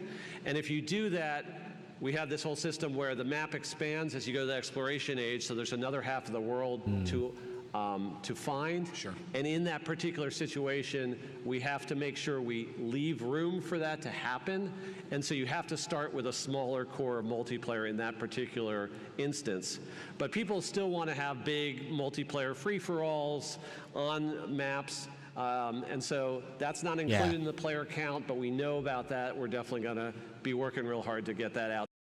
Yeah, because what if you play like on continents? Because like, I don't think you're gonna be able to cross the ocean in the Antiquity Age. To people as soon as we can. That's awesome. I, for one, am very excited to see our multiplayer players try out some of these new mechanics. This is a question from Civ player Malkmis. How much has the AI improved, and in which areas specifically? The AI is a sensitive spot for us. Yep. Because everyone wants AI to be smart. I know they're gonna say the freaking cop-out answer of if we make the AI too smart, we're gonna accuse them of cheating. I want to see that. I honestly want to see that. So personally, do it. Absolutely do it. We've done a tremendous amount of work, not only just on raw AI. We've doubled our team size there, but on the design side. If any of you have been watching over the last couple of weeks, you can even see some of the things that Ed has been doing to rein in a lot of uninteresting, unnecessary decision-making. You know about the V in Civilization 6. The further you get in the game, the more random clicking you're doing, the more uninteresting decisions you have. That last few hours can be a bit of a slog. Yeah. And his whole goal of his design team was to make sure that each age is specific and interesting and fresh and new, but only with the stuff that really matters. We don't want to just be creating more busy work to increase complexity instead of focusing on depth.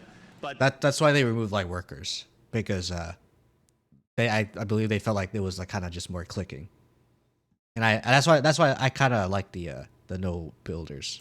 The easiest example I can give you, for example, is commanders and armies. The ability for you to just take your carpet, consolidate it, and have it under a commander, move it across the map, and deploy it Things like that is an example of what the AI can now do really well. They don't have to manage 50 units trying to do an attack in a positioning game and the whole 9 yards. Making sure that we're only doing interesting decisions and important decisions as we get later in the game means that the AI has specific things they can focus on, not trying to manage all the noise that's going on in the background. So we've already gotten feedback from our press events that we've had, Gamescom, the whole 9 yards, that it's feeling really good and it's feeling particularly impressive in terms of being competitive. We already challenged some of the press. If they wanted to play on Deity, they could, but they'd be restarting frequently because it's already a challenge. I mean, I don't want to. Journalists and deity AI, that's not gonna mix well. Sorry, that's a journalism gaming joke. Say this far away from street because it's not that far, but it feels really good with where we're at. Awesome, thank you. This is from Civ player IS612. How deterministic are the Civ to Civ transitions when a new age starts? Ooh. Can you plan around certain choices being available, or will it be too random? Okay, and I think this is one I can answer pretty quickly. We showed those pathways and how you unlock things and talked about that earlier, so I won't go deeply into that. But people are all concerned, like, I unlock something. What if I can't actually choose it because another player gets to it first? So in single player, you're in charge. Well, you're in You are charge. the player. Okay. You get to make the first choice. So Yeah. you look at all the things Multiplayer. You've unlocked, you That's choose the it. issue. The AI is going to work around that. So yes, you've got the choice you want. I will say though, that another thing that I saw is we did realize that role Wow, they talk about multiplayer. playing is important to everybody. So the AI generally, if the option's available, they will always play the historic route because we want that to be still the storytelling in your head. We want to be strong. From Civ player Dopamine Deficiencies. Gotta love these names. They here? With the shift in how ages function, Civs being specific and unique to the age they're in and moving away from only having political leaders, does this mean there will be more indigenous Civs of various countries in the future? So we have one indigenous Civ, the Shawnee, Yeah, they had the is Shawnee yet. part of our pre-order incentive, and we're going to be talking a lot about that. We have a specific. They've been really, really good partners for us, and so we have some campaign beats coming up where we're talking about that relationship. So indigenous representation is very, very important to us. But besides being able to represent indigenous civilizations, I think Andrew showed the example with India about how much greater depth we can take in representing a culture like that. Yeah. So I With, think that's the multiple a fantastic Indias, new thing that we're also able to do with this system. More Chola. You got and, 4 minutes left. Oh man, Get okay, 'em here we going. go. From Civ player Spaghettification 2. Would love to hear about the combat changes, if any. I spotted some fortifications during the 20-minute demo and have been dying to know more about them. Ooh, okay. So this is hardcore because the 20-minute demo is over in Gamescom. So this guy went over to Germany, looked at the demo. So impressive. Gotta answer his question. Yeah. Faster! So the cool thing is there are fortifications on the map. I'll let JJ talk a little bit about the art that went into this. And there is a new fortification mechanic. Okay. When you fortify, which you've always been able to do in a Civ game, it actually marks that tile as having fortifications in it. Oh. If you're in combat and your guy in that fortification's just taking a lot of damage and you got to get him out of there because he's going to die, and you have fresh troops ready to swap in, you can now swap in those new troops. The tile knows it's fortified. Those new troops will take advantage of the fortification bonus. And the other guys who need to go heal, they can go off and heal. So it's a cool new way that's. That's actually nice. That is actually very good. Okay, that I like. That's a good change. Okay. Yeah, definitely cheered on that one. Time for clapping! Okay. Okay, I do have one last question, and that is there anything that hasn't been asked here yet that you want to address? So I did just want to say that we're close to launch. We're talking about how soon February is coming up. Yeah, But to February us, that time where we launch a Civ game is sort of just the start of the journey.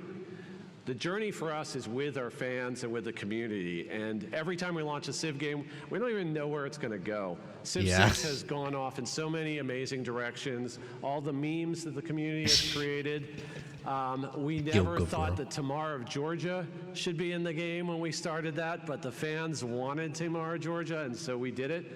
Mad King Ludwig, how the heck did he ever get into Civ 6?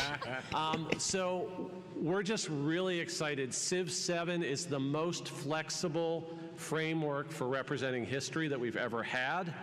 And the fact that we have this framework and we're going to be able to start sharing it with the fans and figuring out where together we're going to take this game, that's what's really exciting for me. We've got Civ 6 Can't wait to see, green like, sweatshirts more that say end of cycle on them from 2 years ago, and it didn't stick. Awesome. Great job finishing on time doing that. Of course, if you all want to go and meet these amazing developers, third floor, right after the panel, they are signing to 1:30. Sarah, what else? I do have a couple dates. So Civilization 7 comes out February 11, 2025. That's on PC and console, which is exciting. Yeah, we know that. And pre-orders are available now. The second date I have is we have our first developer live stream coming up on September 12th. So absolutely tune in. Keep an eye out on the Civilization socials. We're going to be showing live gameplay, which I know you guys are super hungry for. That is going to be a date I'm going to put down. And lastly, check out the game guides on the Civilization website because they are an awesome resource. They have a lot of detail on civs, a lot of detail on in-game mechanics, and they are constantly being updated. Definitely noting that one. Thank you, Sarah. Come on, a round of applause for Sarah. A round of applause for your Firaxis team right here. And a round of applause for Civ 7. Ladies, gentlemen, and NBs, until next time, it's been our pleasure to serve you. Oh my goodness, guys. Civ 7 is done looking at this now, unless there's something else. Unless they decide to do something else. Frick me. Never mind. Okay. Now, okay. Good news. We're done with the tangent. So now we can actually go back to slice and dice. That's the good news. Bad news. There's no bad news. It's just we go on the slice and dice now. So there we go. Let me make sure the thing is actually correct. Slice and dice. Yep, that is correct. And I will also actually I think I will run an ad. I think I'll be right back. I'm gonna go to the bathroom. So yeah. I'll be actually let me get rid of this thing first. Let me also no, I'll do it after. But here this and I'll be right back.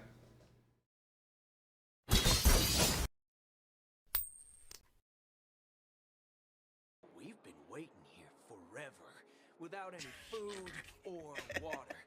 What the fork, man? Is this how the family treats its guests? Is this your idea of street smarts? Starting an altercation? It's called standing up for your rights. I apologize for the Rights. inconvenience.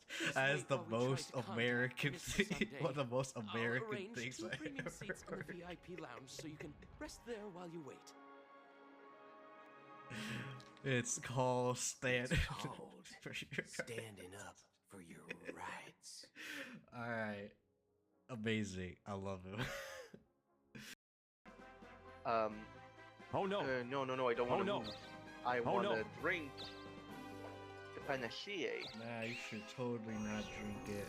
You know And what? then you I should get should a move. 1 to prove my point. Clip that. Somebody clip that right now. Clip this right now. Oh my god. Well, I'm texting fate. Why not?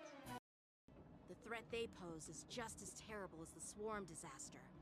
And the Alliance even had a fierce war with them 3 decades ago. I see. Maybe I should bring Firefly here. Oh, excuse me. Oh, also excuse me. I was a laugh and a burp at the same time. It's me. Hey. Oh my god. God, that is cool. You Death gotta call. give death call. What the fuck is What? that? Isn't that where you gonna like send someone to death? Woo XD, you win. Death call. What the hell?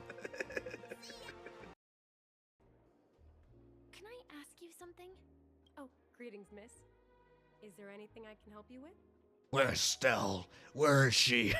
Where is she? I'm joking. I'm joking. Die, Rico. Okay. Even Rico is amazed by the fact you're so strong. I heard you wanted to go back to the castle. Maybe I'll give you some angel wings.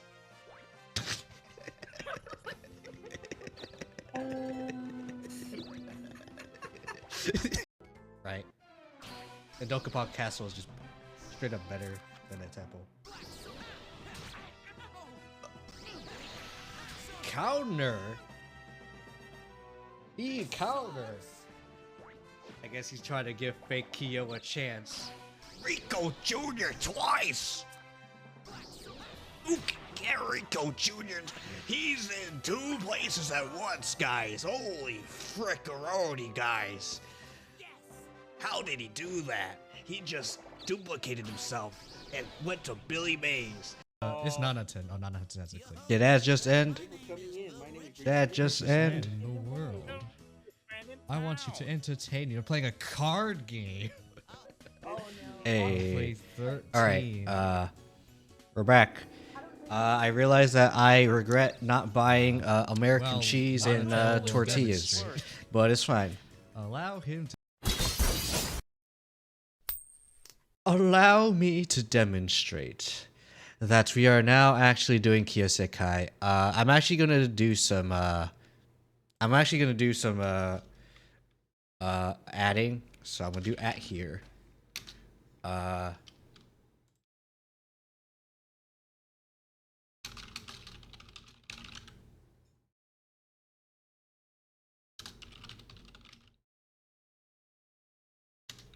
Okay.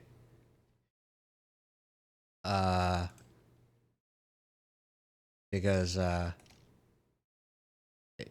does this not show it? I want to see.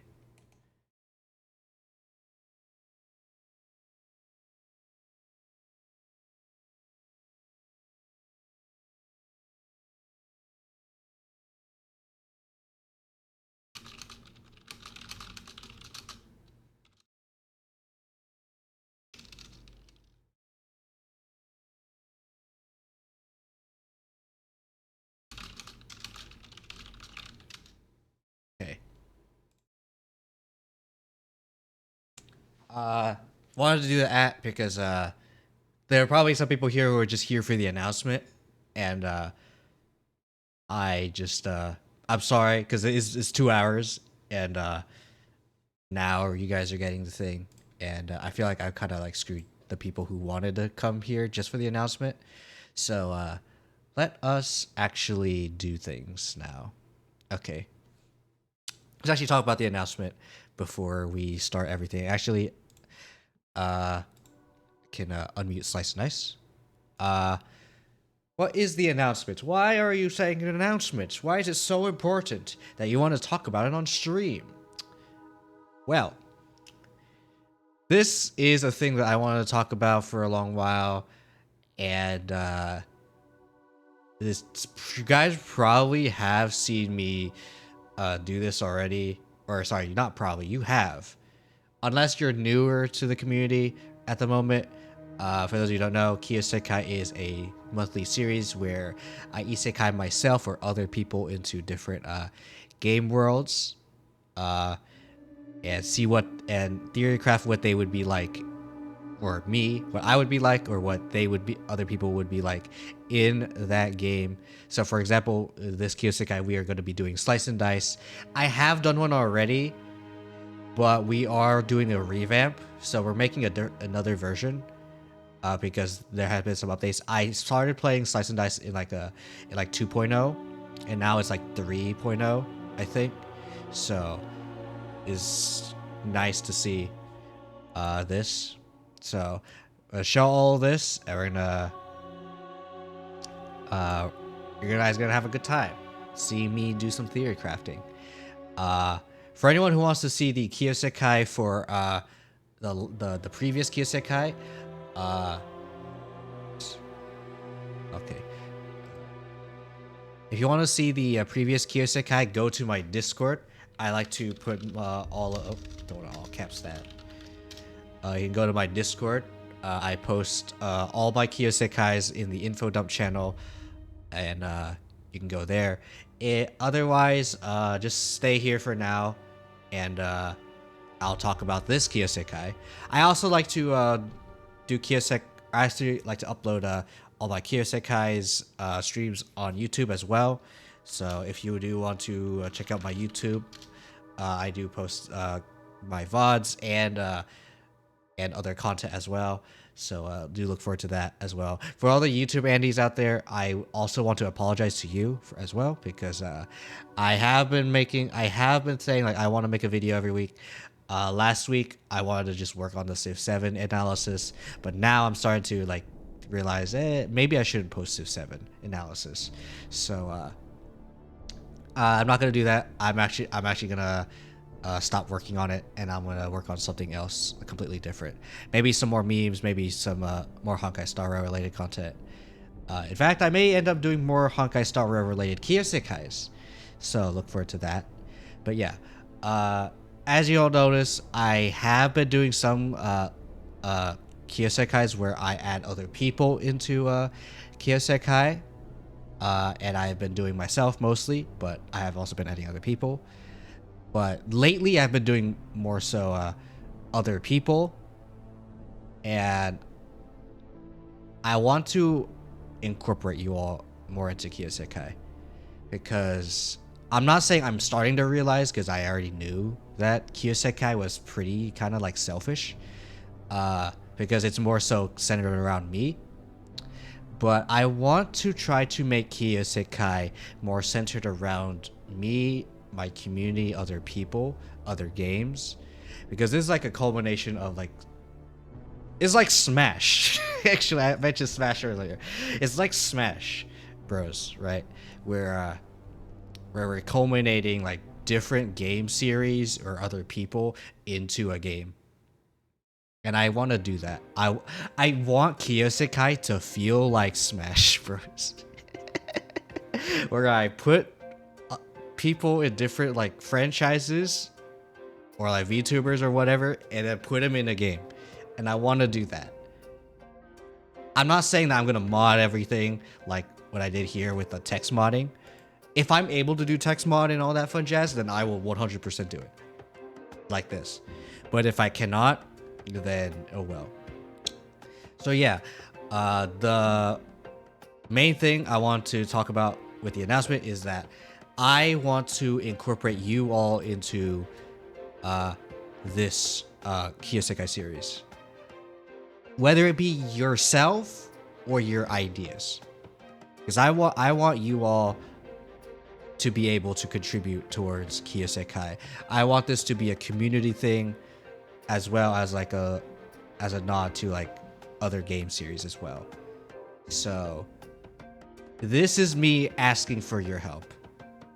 If you want to be a part of Kiyo-Sekai, please tell me on Discord, on Twitter, in my DMs, or whatever. Because I want to incorporate you into Kiyo-Sekai. I want you for Kiyo-Sekai. I found a new meme template for me to make. That's definitely a new meme template for me to do for whenever someone joins Discord. Actually, I'm gonna write that down. Next Discord joiner meme. I want you to join Kiyo-Sekai. There you go. I feel like if I see that phrase, I know what the phrase is I want to envision. Okay. But yeah. But yeah, I basically am saying, please spread the word of Kiyo-Sekais. Please spread the word of me. Because I want to incorporate you all.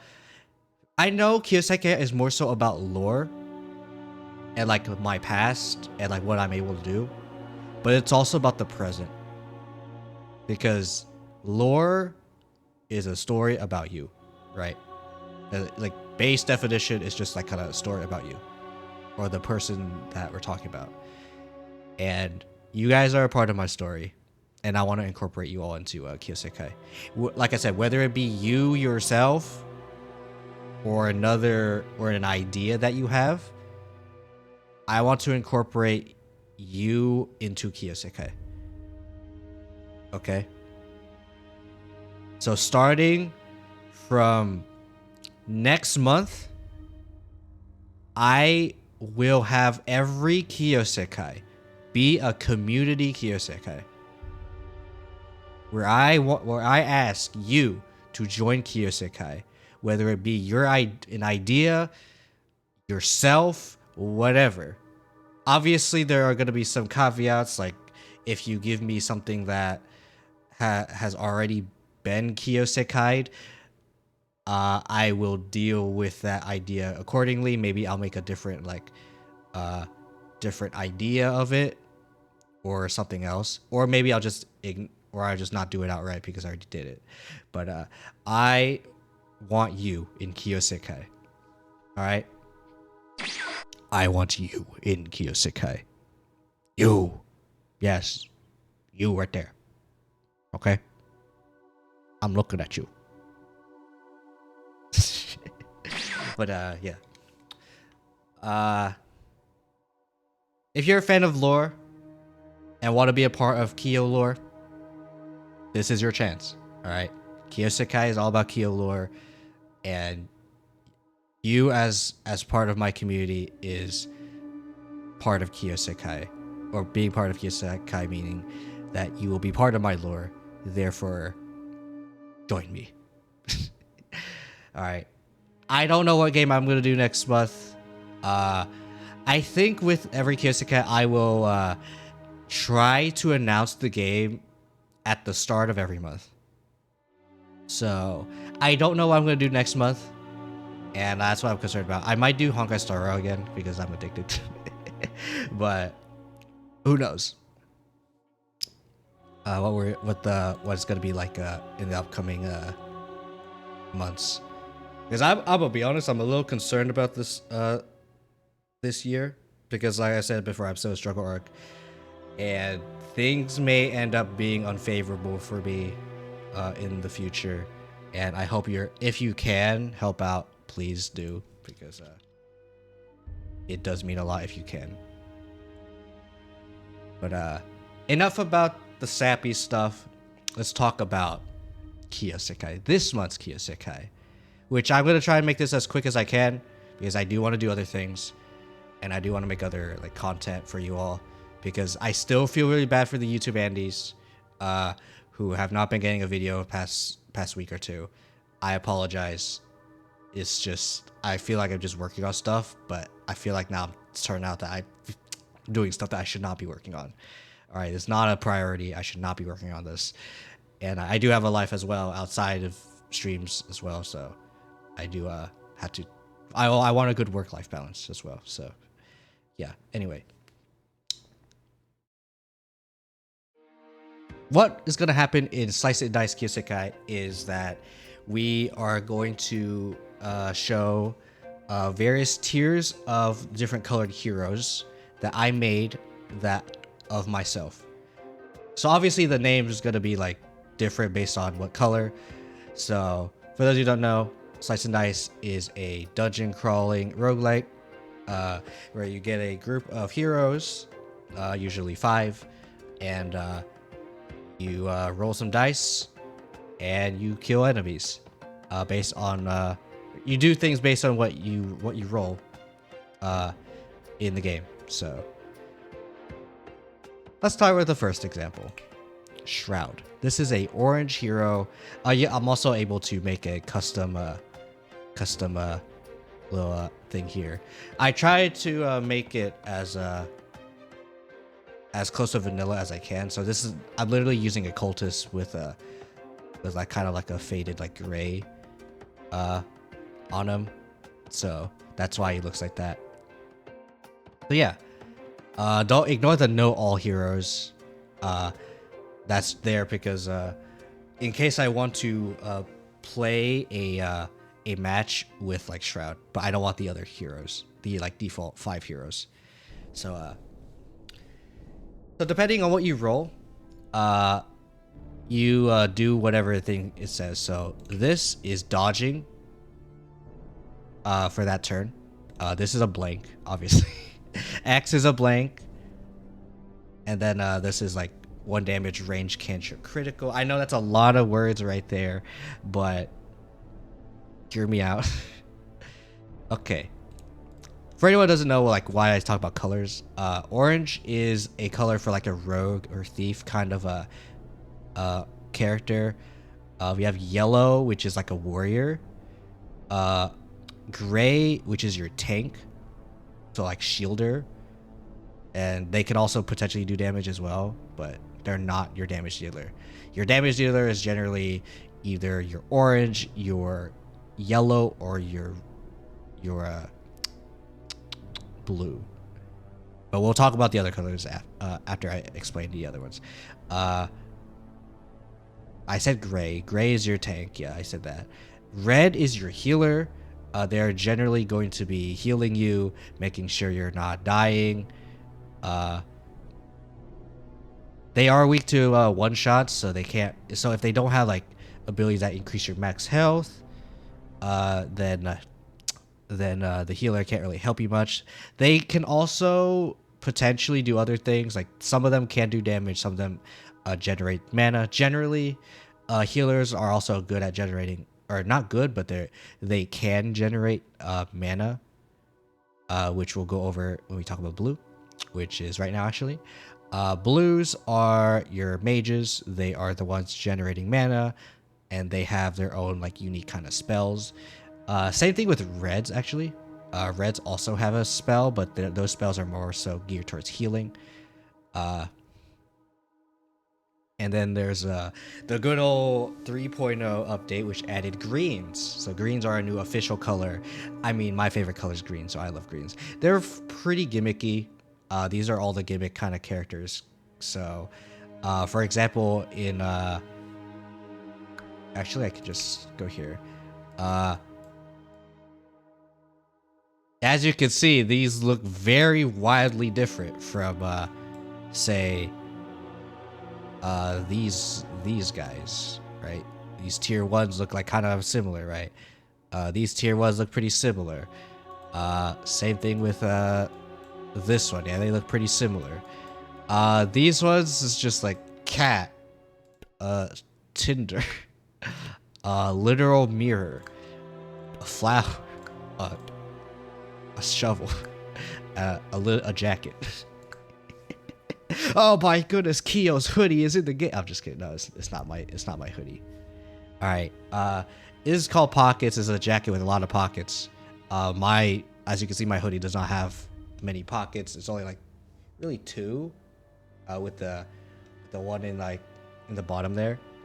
But yeah. Greens are all about gimmicks. They have their own like little gimmicks, like pockets, for example. You get some items.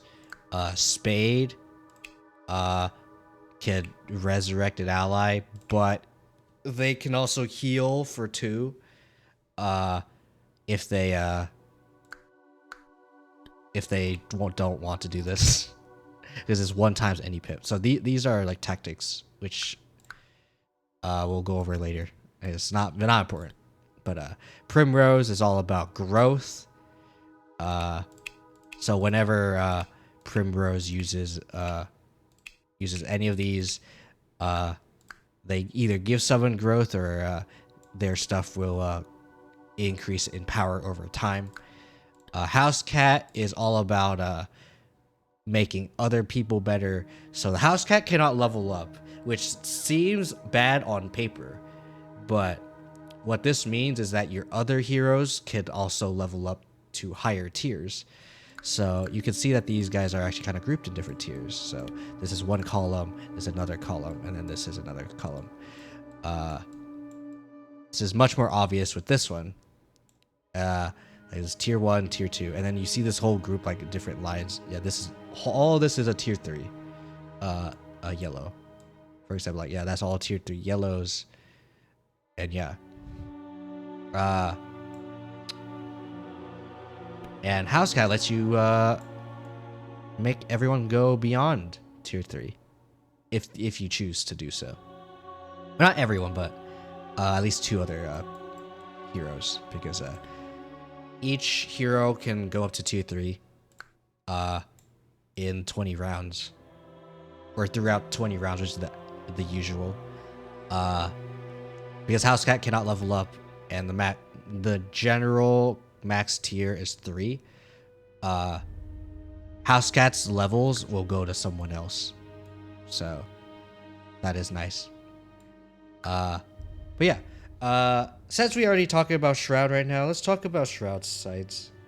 This is a tier 1 hero. I'm gonna go over the different tiers, starting from tier 1, by the way.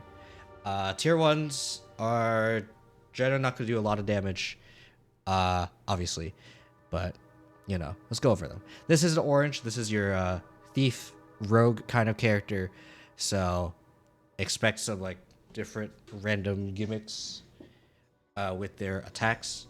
So with Shroud, we have 2 dodges, 2 blanks, which is pretty bad. For blanks means nothing. They do nothing. That's bad, obviously.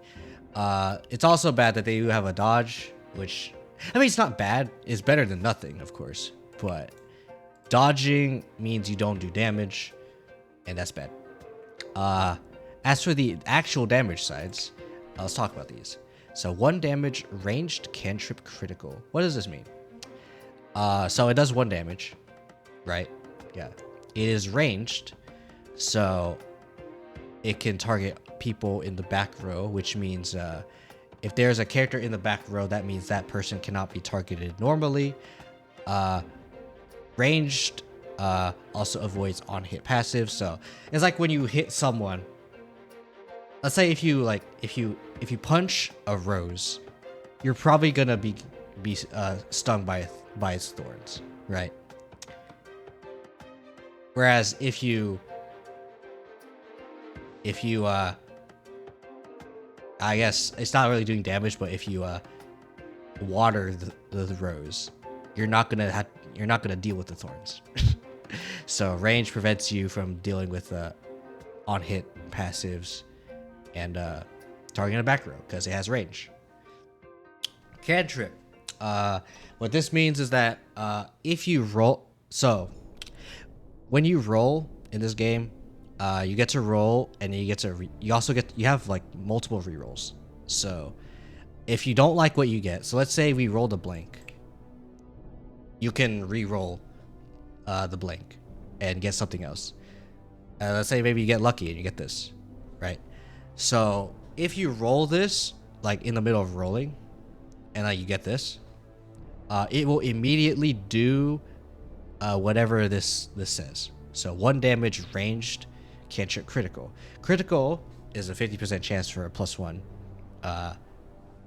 for this thing. So it has the potential to be 2 damage instead of 1. So basically, what this side says is that it is a 1 or 2 potentially damage ranged attack that can trigger when you roll it just straight up. So you can use the dice and then you can roll it. So if it lands on this side, it will immediately do a ranged attack on someone. It is random who it targets, but it still does damage. So note that, just that's something of note. And it's great. So this has potential to do 2 damage. On average, a tier 1 should be doing at least like 2 damage, 1 or 2 damage. So this is kind of like pretty good. Cantrip. The good thing about cantrip is if you roll it, you use it, but you can also use the dice the result itself to do it again. So this is effectively 2 to 4 damage if you keep the side. You roll the side and you keep the side. It's actually really good. So which is why this has barely anything here. And if I remember correctly, I believe Thief has 2 damage sides. So yeah. And yes, it does have potential to do 4 damage. So it does it? Wait, let me check. Yeah, because it's a cantrip. So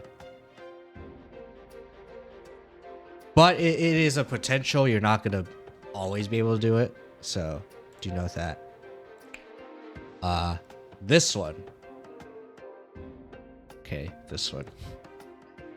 This is also potentially the same thing. Okay, so the difference between this and this is literally this one has range, this one has critic or engage.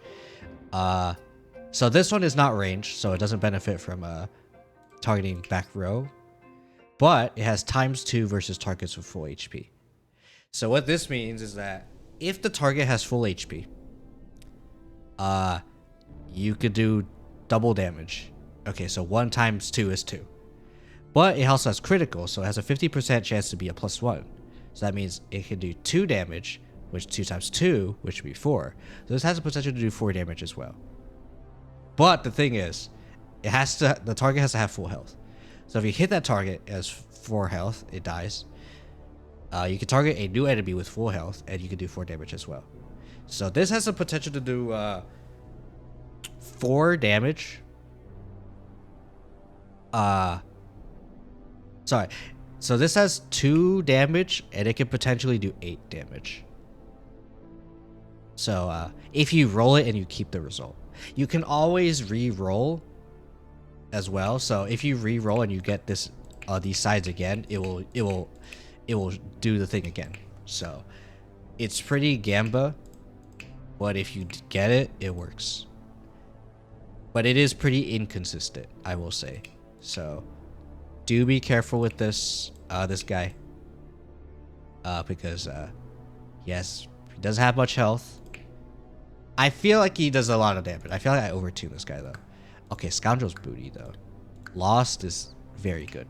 It's like 4. That's 4 damage. This is a poison. It's very good. It's also a very consistent side. Dabble is Dabble. Clumsy, I think is pretty good. I feel like people freaking hate Clumsy, but I like Clumsy. I know it's like you got the self damage side, but that it means that you can make your healer actually useful. But anyway, I feel like this guy may be a little overtuned. I'd say maybe if I were to say get rid of something, I'd say maybe either get rid of cantrip. Nah, don't get rid of cantrip. Get rid of one of the yeah, I think just get rid of one of these. So I think this one might be, no, I might get rid of cantrip. I don't know, but I feel like let me think. I think this may be overtuned. Just as a unit, I feel like it's overtuned. The issue, of course, like I said before, is that again you are very inconsistent with Thief. At least you can get these sides. Scoundrel it's like as consistent as Scoundrel.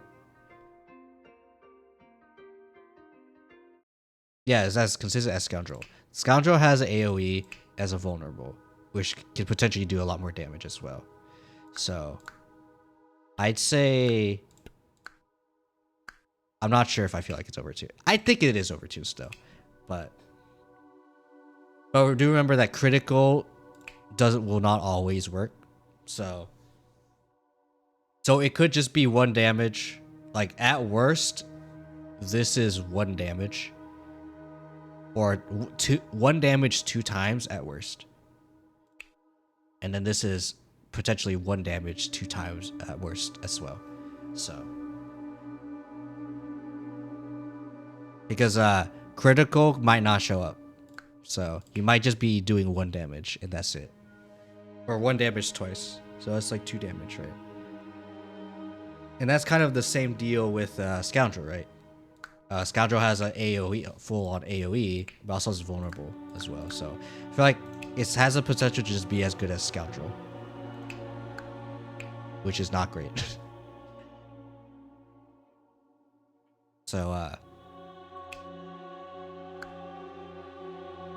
I think maybe it's okay. It's very RNG. I mean, this game is RNG because literally is a dice roll, but still, this guy is very RNG based. So yeah, I like it. I actually really like cantrip, just being able to do things when it's not my turn to do something, and that's why I have cantrip. Next up, we're gonna do the yellow. This one might be actually overtuned, although I don't think it is that overtuned, but maybe it is. I don't know. Recruit. I'm literally using the student because like he does look like me, so I like it. Although I think student, like as an actual unit though, student is a blue, by the way. I think this guy sucks. He either dupes someone else's die, or you get 1 shield and a mana gain, and his spell is 3 mana. The other thing as well is that when you have someone who can get mana, you're able to use a default spell, which is called what is it called? Burst. It's called Burst, which does 2 damage or 2 shield to just 2 damage or 2 shield. So this is not versatile, and it only does 1 damage to all enemies. And generally, you want to burst an enemy to death, right? Quite literally, you want to burst your damage into 1 enemy, not burst the spell, but burst damage, like doing attacks and kill an enemy. So it doesn't do stuff to you, right? Because when you kill someone, then they can't do anything, right? So if there's someone who does 999 damage to a unit, if you kill it, you're fine. If you cannot kill it, then you're dead, of course, right? But yeah, if you can kill it before it does anything, then you're good. So yeah. Recruit. A very simple kind of character. Recruit just basically feels like 2 potentially good sides, and then like 4 bad sides, or I should say quote unquote bad sides. This is a cleave shield, which is not very useful. It's one shield, just not a lot. I mean, it is a cleave, so you're hitting multiple people, but again, it's not that much. And you shouldn't really be shielding with a yellow unit. You want to do lots of damage. We have a sustain here with 1 damage self shield. I did say yellows are warriors, so they do have like some sustain with shield. Some of them they do have shield, but it's just generally won't prefer to do damage, right? Like this guy does freaking 5 damage. He takes the damage himself, but at least he does a lot of damage. All right. Lazy was brigand with the 3 damage exert. Fighter with the 2 damage here, and the 1 damage here, and the shield. Yep. So if we were to compare this to a fighter, we have like 2 1 damages here, another 1 damage, but this is potentially 2 damage because in attack you can use it twice, and then this is a 2 damage, but it does potentially more damage. It can be 3 damage, but not 3 damage nothing. It's just 3 damage straight up. And then they have the useless side of the cleave. And then with a fighter, if you do roll the shield sides, you can at least shield someone else. With recruit, you can only shield yourself, and then this shield is not that great because fighter shield is the shield 2.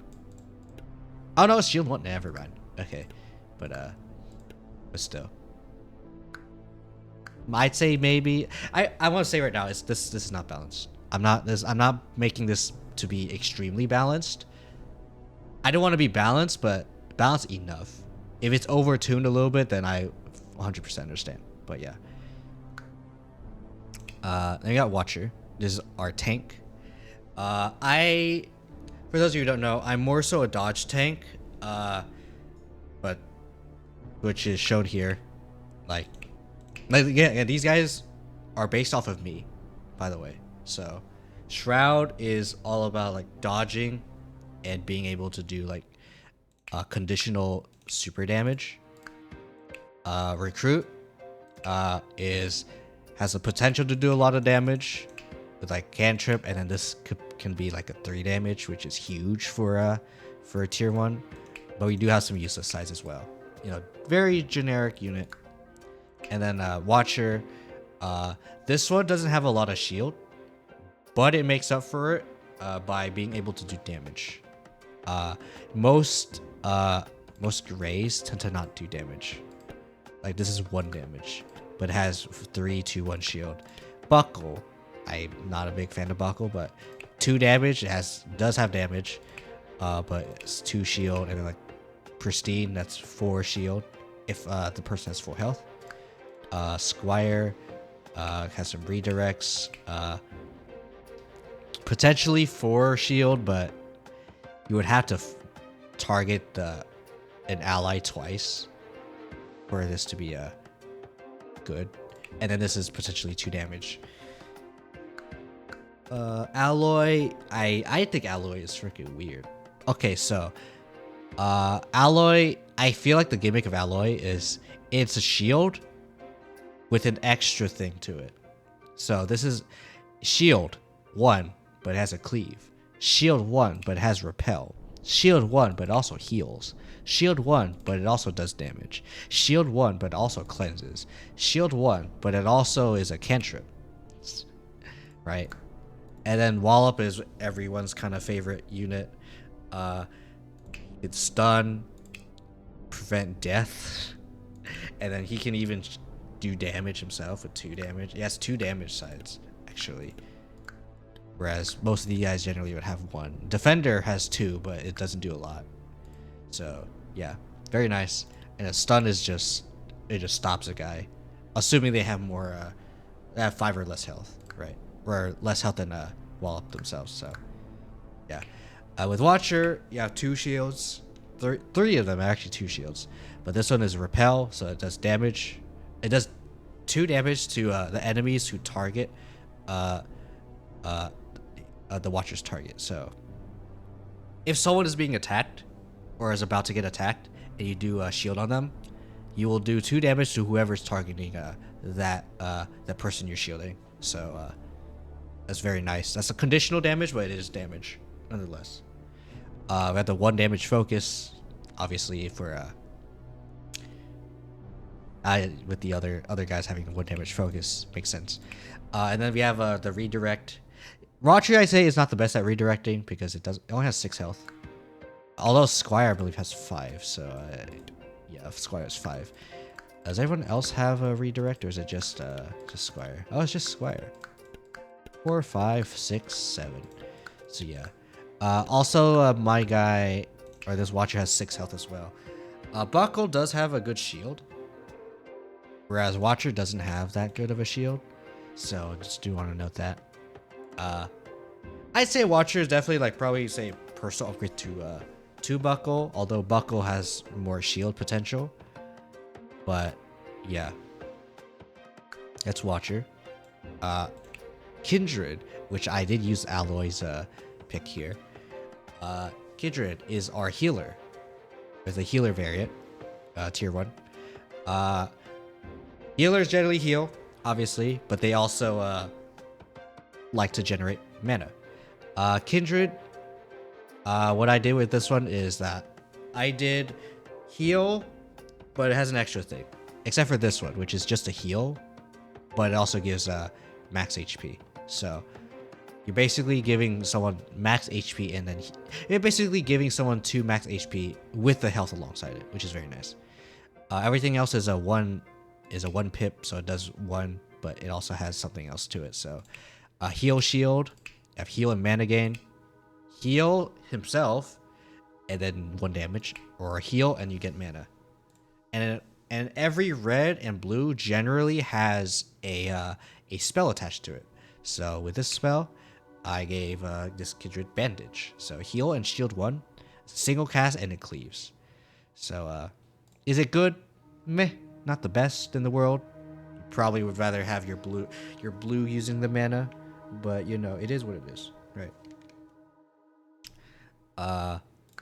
Yeah, obviously best side I'd say on turn 1 is 1 damage mana gain. If someone is getting 1 shot, the heal to vitality is good. Worst case scenario, you can also use the shield as well. Mana gain is also nice here too. So if you get a mana gain side on turn 1 with this guy, pretty good. Then we have Gifted.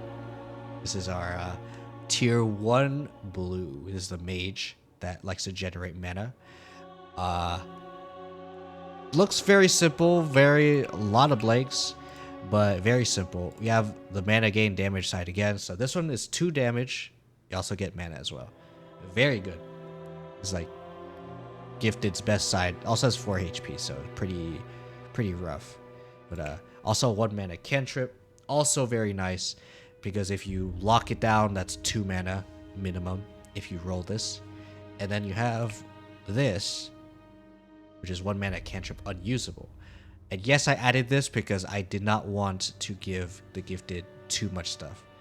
So unusable means that you can't use it manually. So you roll it, and then if you lock it in, you're not able to use it.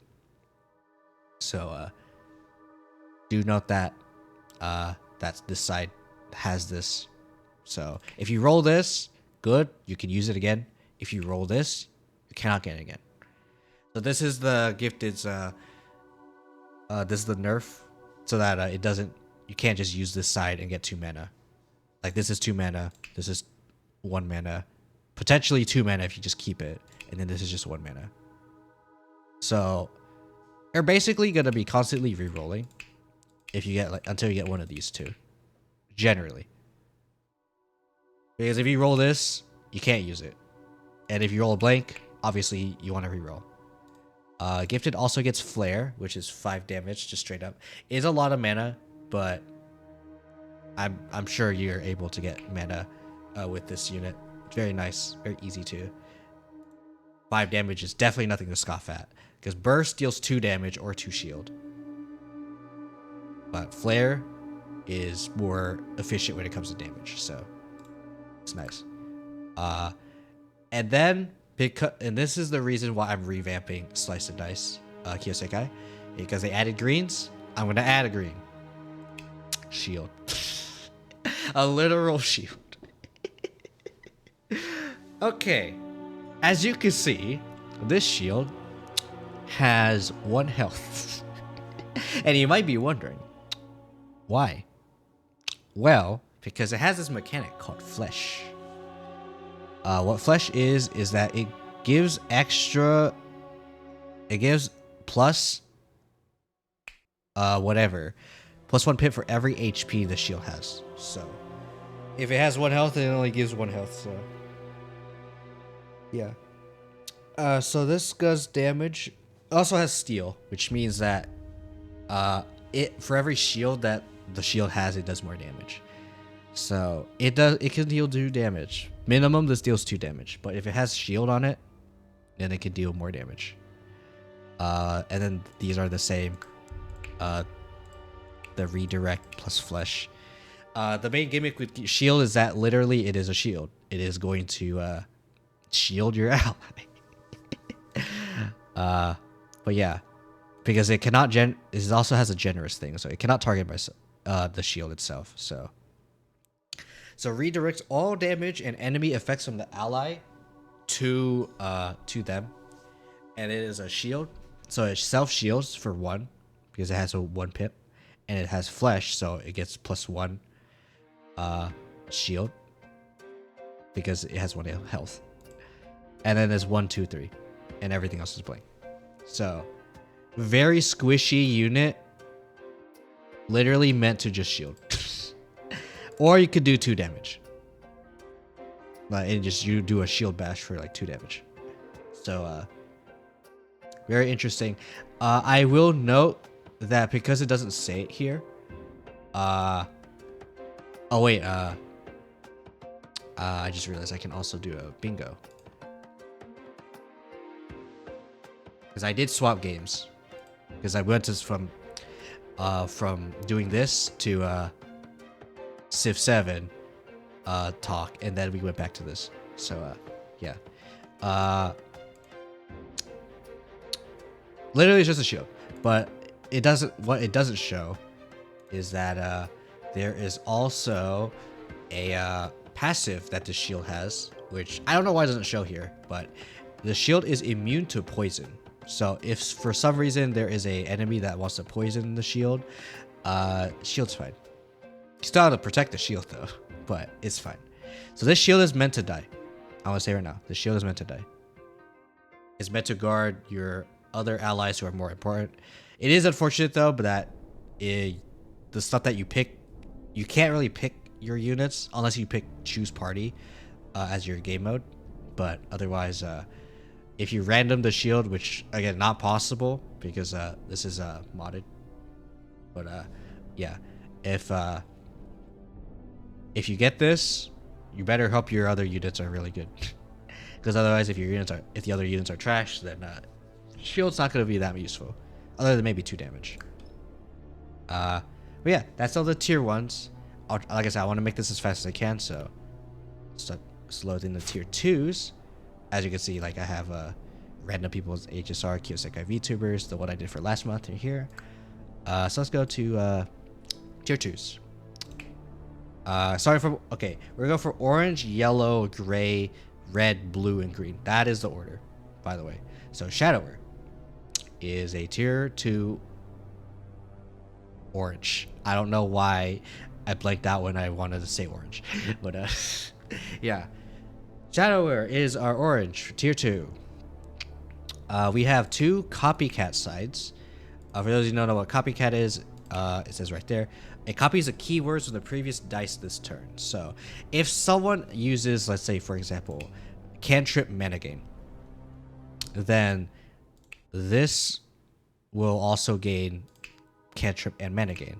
If someone has duplicate or poison, it will also copy that as well. They're also bad. There are also some keywords that are not the best to copy, such as single use. So if someone uses single use, copycat will copy the single use. So there are some interesting things with copycat. Some good, some bad, but generally they're pretty good. So but yeah, this guy also has a cantrip metagame again. The tier 1 had a cantrip size as well. I want to emulate that here more so because we also have copycat as well, which could copy the cantrip metagame. So this literally can become just this. So that's why I have this. But the reason why I have copycat instead is because I don't want to just immediately give the Shadower just all cantrips, because then we would be going into juggler territory, which has a lot of these. Like 2 damage. Cantrip, that's 4 damage just straight up if you just lock it down. But you're likely not going to lock down things with juggler because it's just that good, right? But yeah, you also have a dodge. This one, it has duplicate. So what duplicate means is that it turns every other person's dice into this effect. So if someone had a blank, you can use the dodge and it will turn that blank into a dodge. So duplicate is useful when you have units that are inconsistent, but otherwise generally I would stay away from duplicate. So this is not a good side for Shadower, but it's a dodge for everyone potentially if you want to do a turn reset or something. So it's actually pretty nice on paper. So yeah. And then we have a single use poison side. It's there just for being there. It is single use, so once you use it, it will turn into a blank. So yeah, this is right here. After I use the side, replace it with a blank. So this will be useless. But otherwise, yeah. Very simple character, I'd say. I'd say gimmicky, but simple. Like, yeah, cantrips. You got a full wide dodge, potentially. And you got copycat, which can copycat whatever other stuff. I forget if ninja is tier 2. Oh, ninja is tier 2. It does have 3 copycat sides, and it has a double use damage. I will also note that items do exist in the game, so they can buff or nerf your stuff depending on what the item is. So do note that. There are reasons why like certain things are ordered in a certain way. Left sides generally are the sides that have the ability to get items that have the most buffs, I think. Or most items in the game generally buff left side. So that's why people like to talk about, oh, if this left side is bad, then this character doesn't feel that great. But yeah. All right. Next up is Guardsman. I am using the what was this guy? Forget the Warden. I'm using the Warden picture here. So if this looks familiar, that's because it is.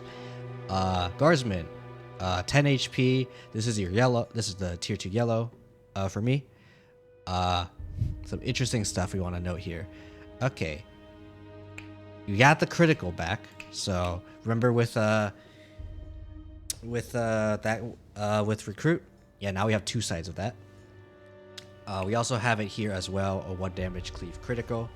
So this could potentially do up to 6 damage overall to 3 different enemies.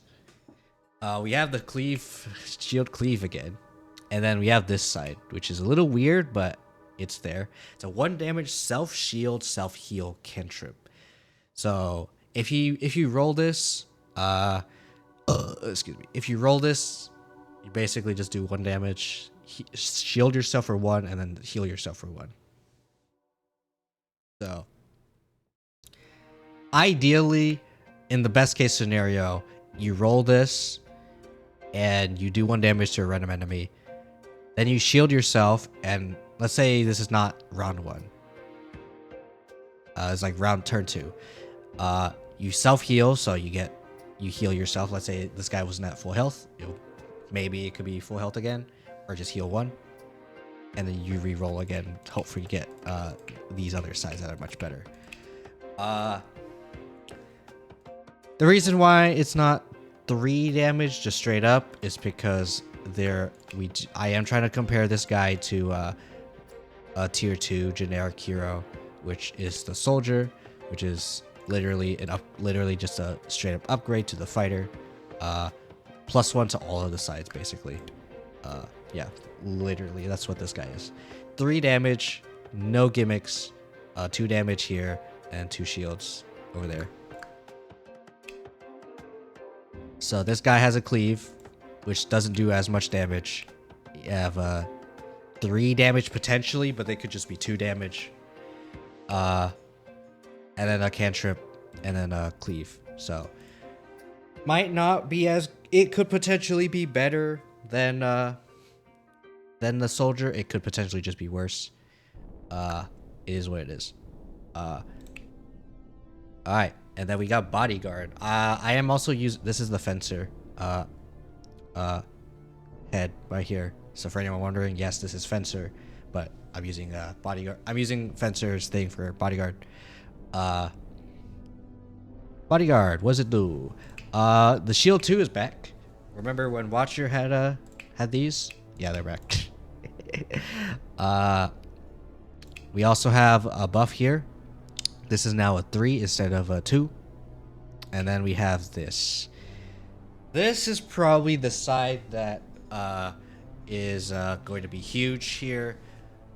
Shield 1 double use boost. So what boost does is it gives +1 to all of that target's sides for a whole turn. So this is huge because this is a +2 potentially to someone. So That's huge. Or you could also use it on the bodyguard himself, and then you get a shield 2 for someone else. So technically, this is shield 1 yourself, and then you shield 2 and boost 2 someone else. So it's actually really good.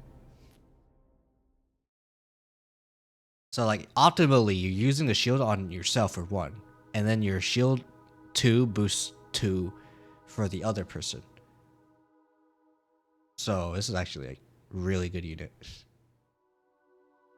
Because it gives someone +2, and that's really good.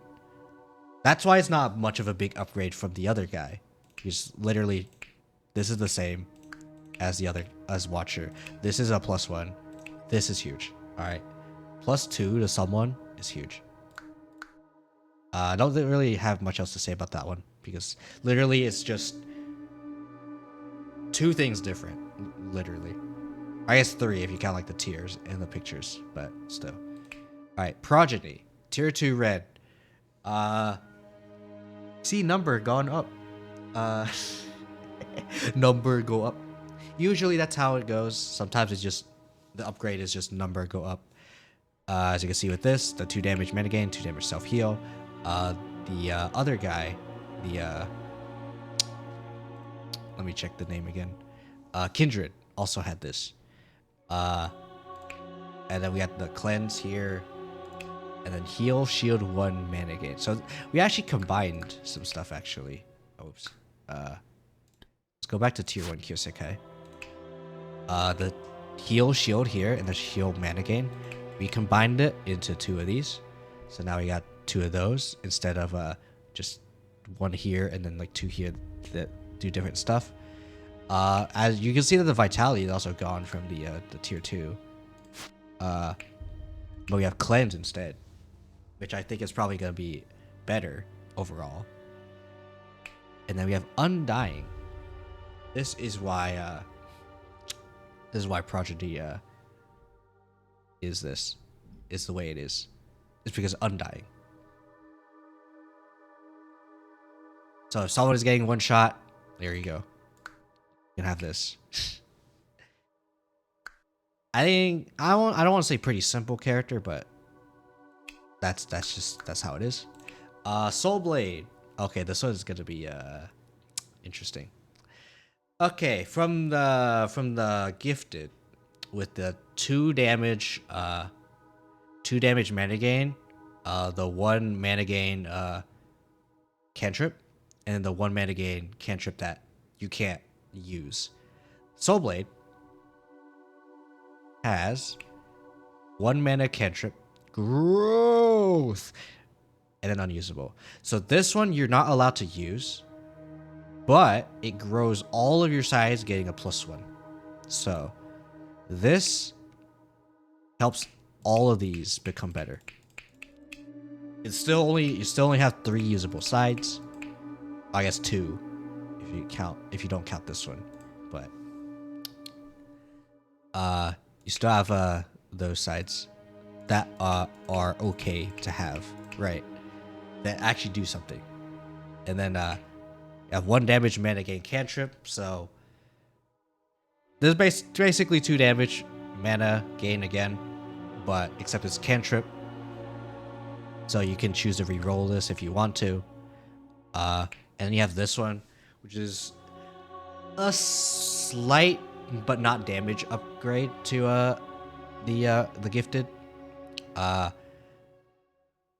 it just gives extra shield to themselves, that's it. But the main thing here is if you get this side is the side that will absolutely carry the Soul Blade. If you don't get this side at all, you're fricked. You basically feel like the same as gifted, because it's a 1 damage mana gain cantrip, so that's 2 damage right there, and then self shield. And you also lose out on flare, but you do get snap, which is 1 damage. And I know this is the same thing as flick, but better. But I mean, I gotta. I love doing snap. I love snapping. and I think I had to add it here. So I'll snap in my fingers IRL. So yeah, I generally don't do it publicly, but I do like to do it. Anyway, now for the gimmicky green tier 2. This one's gonna be probably maybe a little controversial. Banner. This might look really bad on paper. And it does look really bad on paper. Because it doesn't show that there is a buff. Actually, this banner actually has a passive. If you play this game, this has a buff where it gives everyone in your party Eye of Horus, which is +1 to all of your sides. So as long as this banner is alive, every person in your team gets +1 to all sides. But the banner itself doesn't really do much. So unless it rolls one of these two sides, it ain't doing nothing except exist and make your people better. And that's the point of banner, is to exist and make your people better.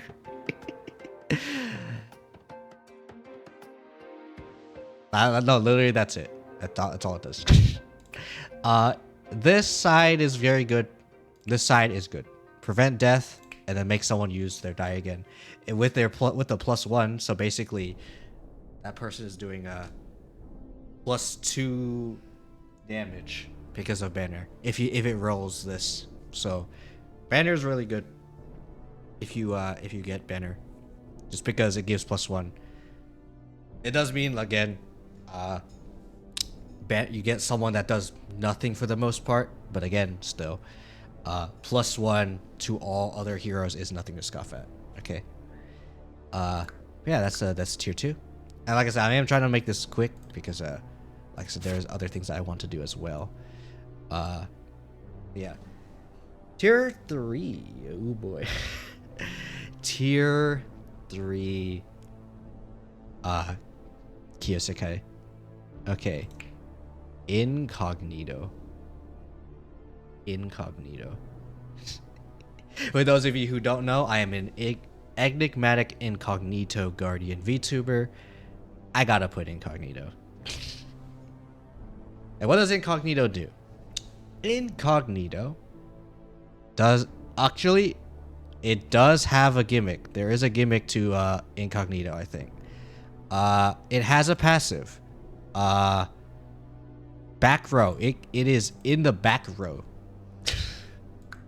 I mean, it makes sense. Incognito is not meant to, like, you not to be like attacked. You want him to be like kind of like behind everyone, doing its own thing. So it makes sense. But let's talk about the sides. It has a dodge cantrip, so if it rolls this, it will dodge automatically. Don't even need to roll it. I think ads are coming. I think that's why I'm getting a notif. Oh yeah, ads are coming. Okay, I'll wait. Dang you, ads. Okay. Come on. Where's the ad?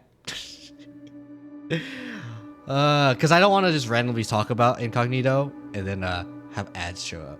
So I'll wait till the ads show up, because I know there's some showed up. Like I said many times with ads, the reason why is because Twitch will give people ads regardless of what you do if you're affiliate, because you're either getting them when you enter the stream or you're getting them in the middle of stream.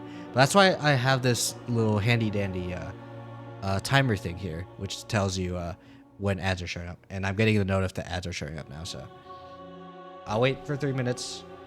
But for all the people who have circumvented the ads in whatever way, how are you all doing? This is the ad portion of the stream for the VOD watchers. You're all doing okay. It is 6 o'clock my time on Saturday. Don't know why I'm saying this, but I am definitely gonna get something to eat after I do the stream. Will I raid out to someone?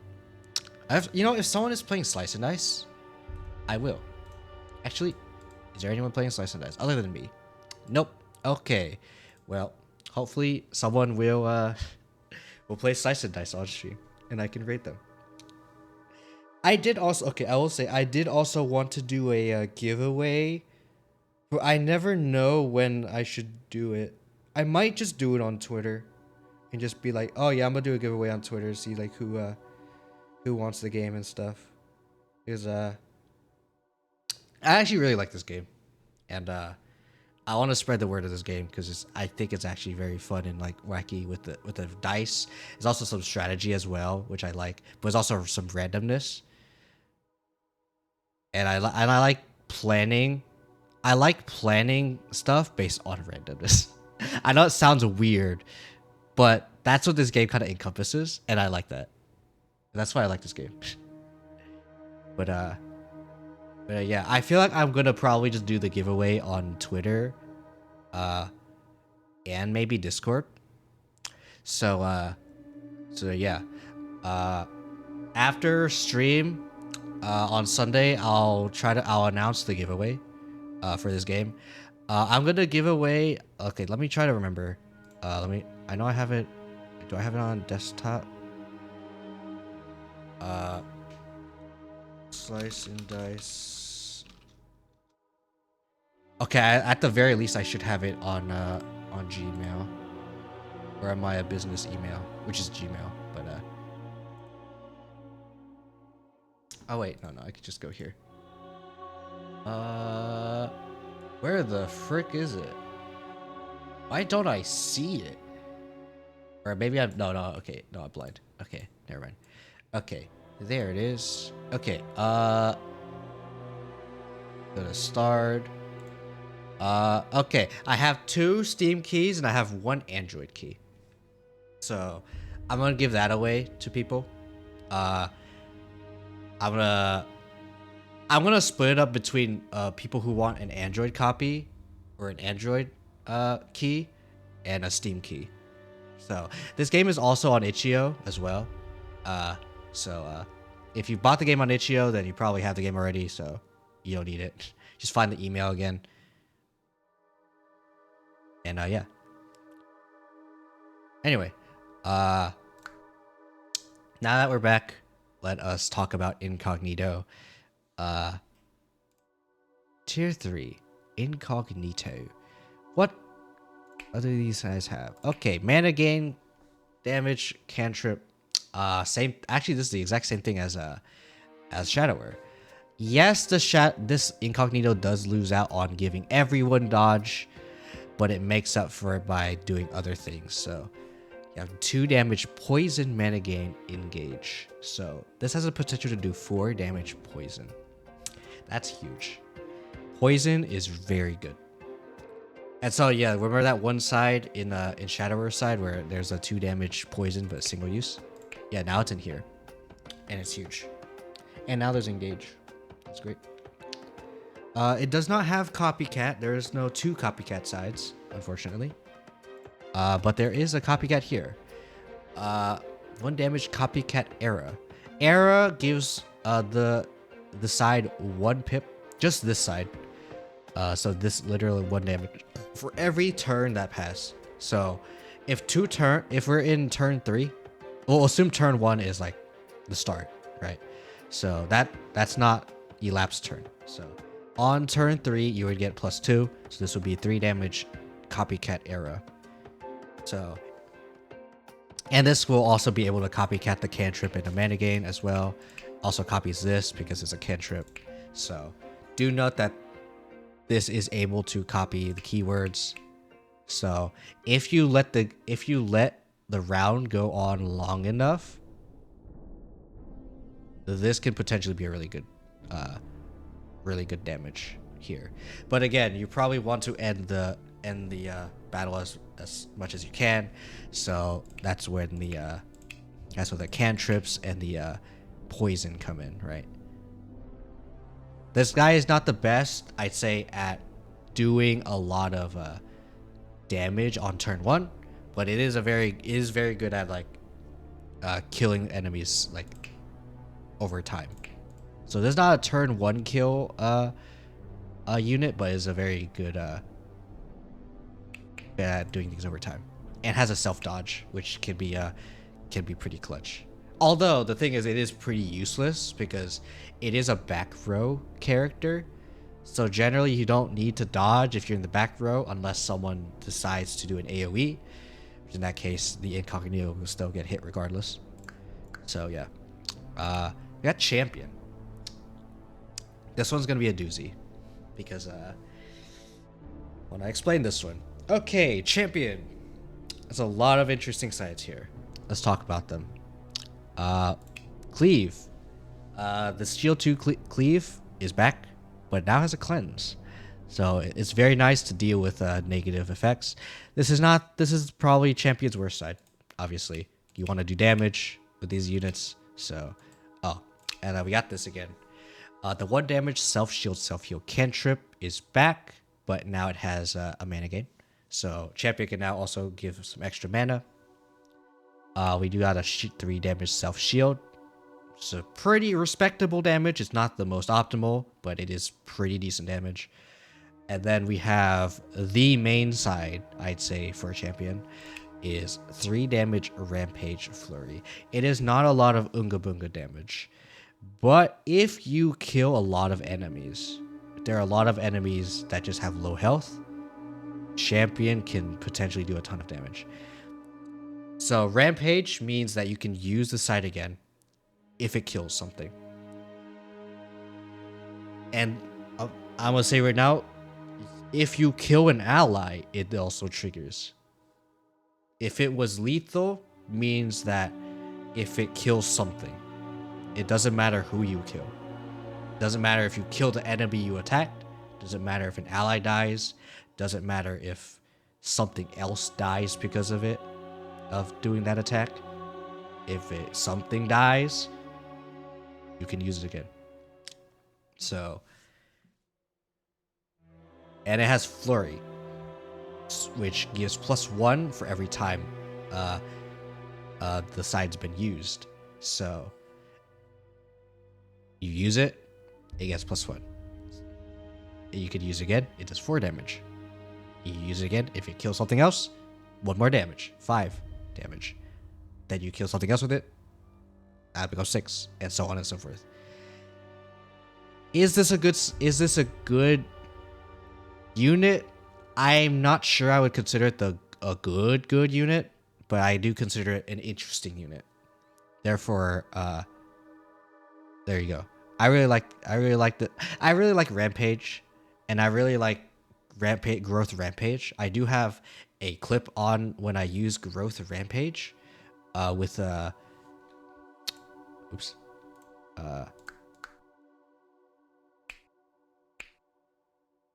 where is it? With Brawler. And that felt really good. So yeah. Anyway, next up, not Prince. I know Prince is also a tier 3 gray, but I really like the look of Prince, so I am using this for hero. Is a 11 health gray unit. Let me check if any of these other guys have extra stuff. No. Okay, no, they don't. Okay, so hero has 11 health and some interesting sides. Let's go over them. Hero. This has a lot of stuff here. Redirect all damage enemy effects. Okay, this is a redirect, but you cannot target yourself. So hero has to target someone else. It also cleanses. It also self-cleanses. So if you need to cleanse and you need to redirect something to the hero, this is good. These are the same size, top and bottom is the same.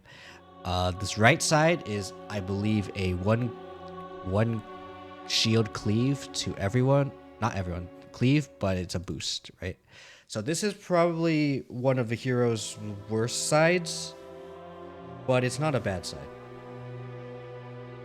We have to prevent death, except it also hits below the target. So it's actually really huge. So you can prevent two people from dying. It's actually very good. Shield 2, all allies repel. This I'd say is Hero's best damage side. I know there's a sword here, but it's the, I guess, best overall side. It does 2 shield to everyone, so it gives everyone 2 shield. Very nice. But it also does 2 damage to all enemies attacking the target. It targets everyone, all your allies. So whoever's attacking takes 2 damage. That's literally what this is. Shield 2, all allies. Deal 2 damage to all enemies that are attacking. Literally, that's what this says. So, very nice. Very, very versatile side, this one. And then we have the 1 damage lead inspired.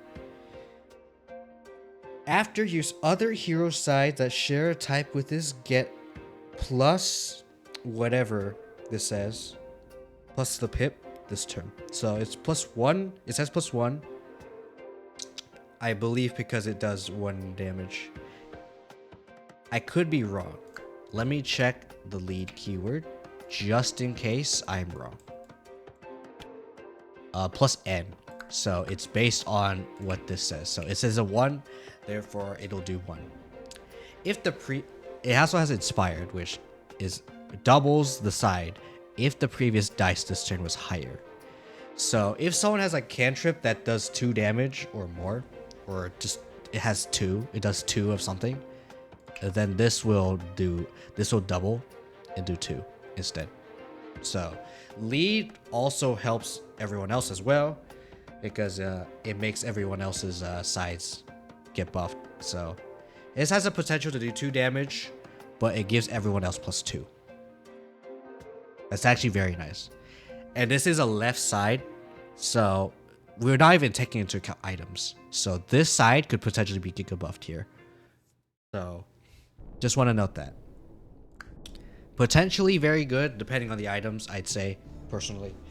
Otherwise, pretty okay. Not amazing. Okay, maybe amazing just because of this, but you know. Next up, we have Scion. This is our tier 3 red. So a lot of things, a lot of interesting new symbols here. Probably not new, but interesting. So we have this back again, the 1 heal, shield, mana gain. But now it's a 2, and now it also cleanses. So very nice. Very nice side. Basically, I just gave the sides again just extra upgrade.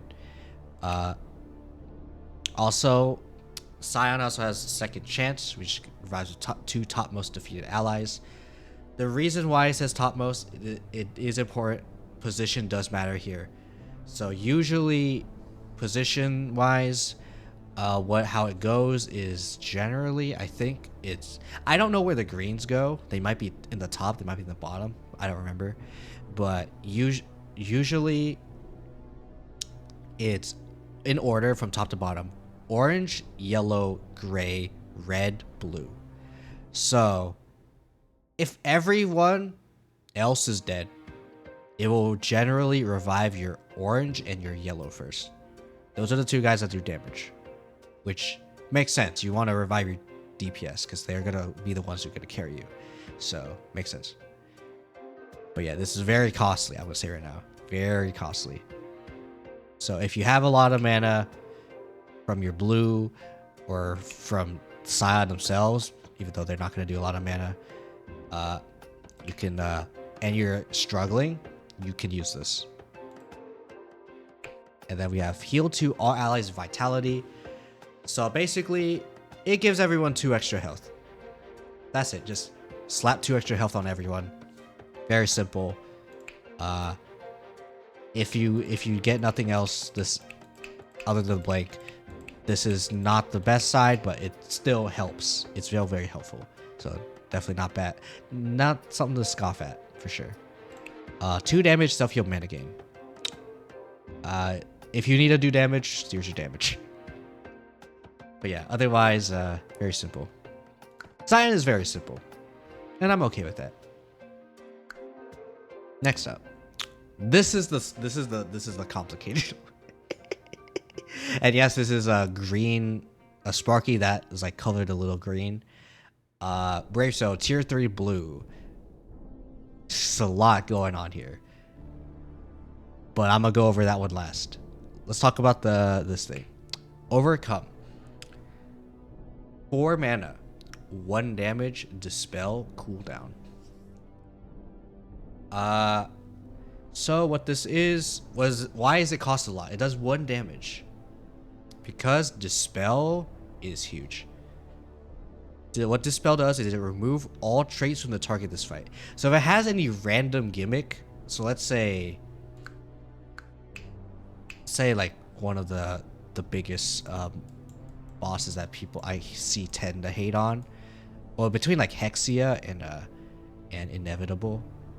Actually, we'll talk about Hexia. Yeah, attacker takes equal damage to me. So whenever someone hits Hexia, they also take the damage. So if someone deals 10 damage to Hexia, that person also takes 10 damage. So it reflects damage back, basically. And then whenever... you guys can't see that. Let's go to Inevitable. Okay, but basically what that says, if anyone needs to know, whenever you use an ability, so like a spell, or like a tactic, you damage the bottom hero, based on the cost of it. So, if you use Burst, which costs 2 mana, the bottom hero will take 2 damage. That could be a blue, that could be a green, I don't know. But also there's Inevitable, which becomes immune to damage every 5th health. So, if you... Dispel removes all this bottom stuff here. So, Inevitable now becomes much more doable because it only has 30 health. Hexia becomes much more doable because you won't be able to hit yourself by doing things. Right? So, yeah. And then we got Brave Soul. I mean, not Brave Soul. We got this side. 2 damage, mana gain growth. Very simple side. Not bad. Good. Every time you use this, it gets +1. Nice.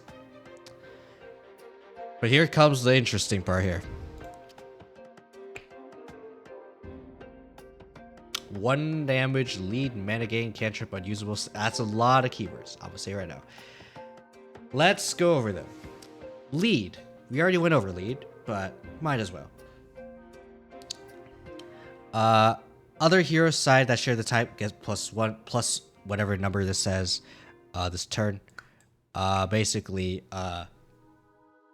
you're giving people extra damage. You can't use this. So you can't. So if you roll it, you can't just use it again. When you lock down this die, it gives 1 mana. It's a cantrip, so it will automatically be used, and it has stasis, which is a new one. This side cannot change. What this means is that if something were to force this side to change, for example, let's say an enemy causes all of your sides to get pain, which makes you take damage equal to the pips. This would not get pain. If this does go, this does also apply to positive stuff as well. So if someone gives +1 to Brave Soul, to all of Brave Soul sides, this side will not change. So it will always stay 1, no matter what. 1 damage, lead, mana gain, cantrip, unusable stasis. Cannot give keywords, cannot increase or decrease the number. This will always stay the same no matter what. And that's all 3 of these sides. All 3 of these sides are the same. You might be wondering why. Why have this? I will say, because it helps your other allies, number 1. Number 2, it's a cantrip.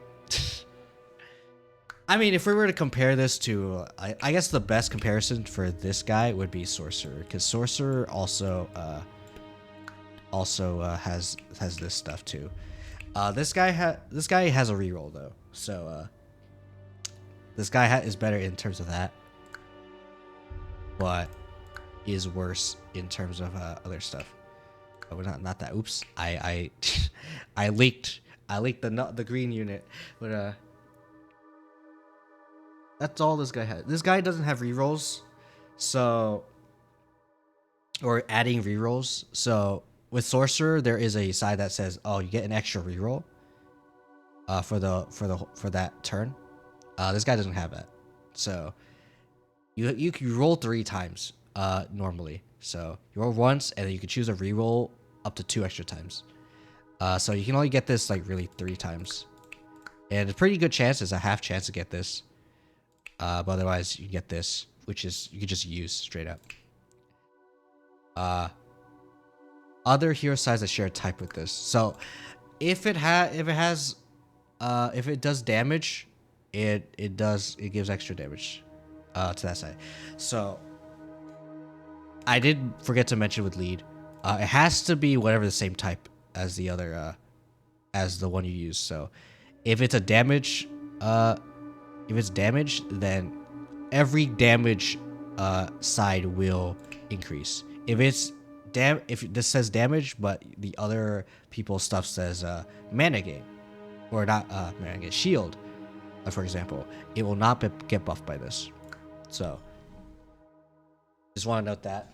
The main reason why this guy is what he is mostly because this is really good. This is way too good. So yeah, this is just really good.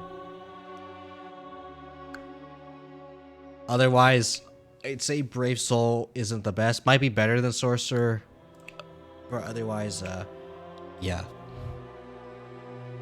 Oh, actually, I will say Sorcerer does have the edge over Brave Soul, also because this has stasis. So Sorcerer has the potential to be able to just have a lot of rerolls. Potentially, the cantrip sides do a lot more, whereas Brave Soul is kind of stuck with a +1 here, and then a growth damage side. So, and then with the gimmick of Overcome, which is really good. But otherwise, that's what Brave Soul is. Anyway, next is Tower. Last but not least, we have a literal tower. All right, I actually really like this one. I'm trying to remember what I did for Tower. Tower definitely has a gimmick here, which in fact I am gonna start a run. Or at least it should have one. Oh, does it not have one? Ooh, if it doesn't have one, then I'm not sure how I feel. Yeah, I don't see it. No, it doesn't have the passive. Did I not have the passive? Wait, did I not have the passive? Wait, dice and dice. Wait, hold on. Look at Tower.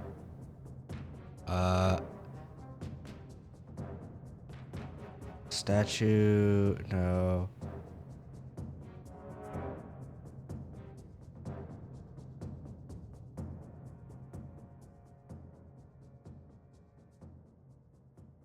Oh, no, right here.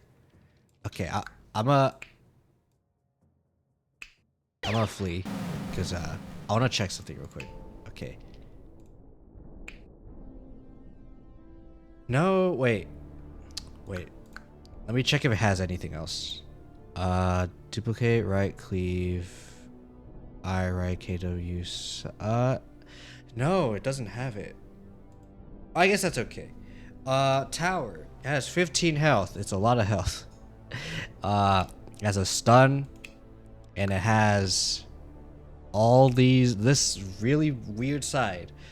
Redirect, self cleave, double use mandatory. So a tower wants to use it basically is like a shield. It guards everyone if it rolls that side. There's also a useless side here, 2 damage range duplicate. Generally tier 3s will generally not have 2 damage. with like nothing else that has like a gimmick that like buffs the damage. So 2 damage ranged is pretty bad. So this side is bad. The stun side is good because it has 15 health, so it can stun. It actually potentially stun lock some people. It's very nice. But yeah, this has a self shield, cleave, double use.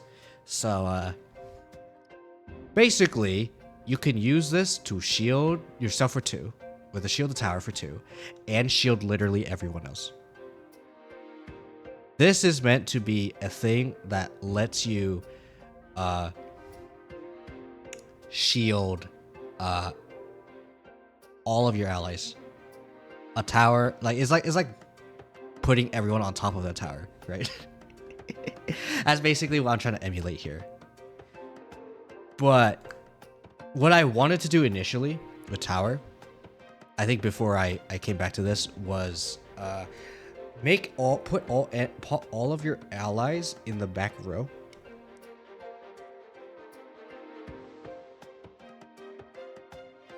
Oh wait, no, I think I know what I wanted to do. Okay, wait.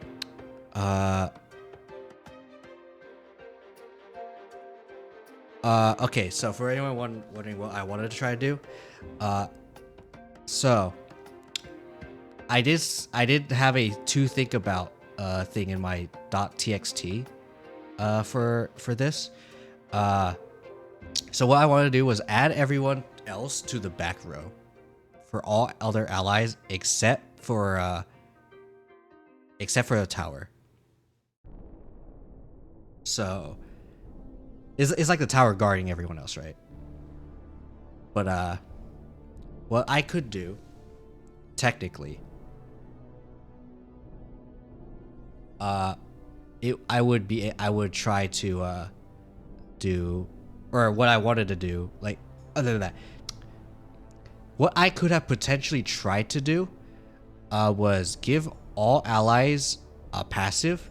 There's an enemy called a Ka, which I can show here. Ka. So after this Ka takes damage the first time, the Ka will move to the back row. So what I wanted to potentially do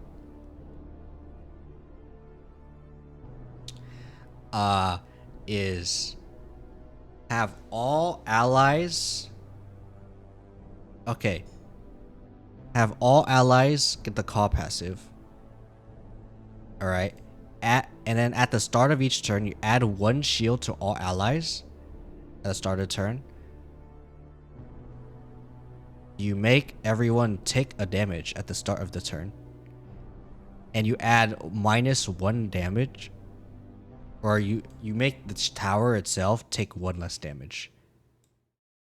So what that does is that it... So what that does is that it makes all of the allies take damage. Except for this tower itself. Because it will take less damage. And then afterwards, I could also add vulnerable to the tower itself so that I can take full damage.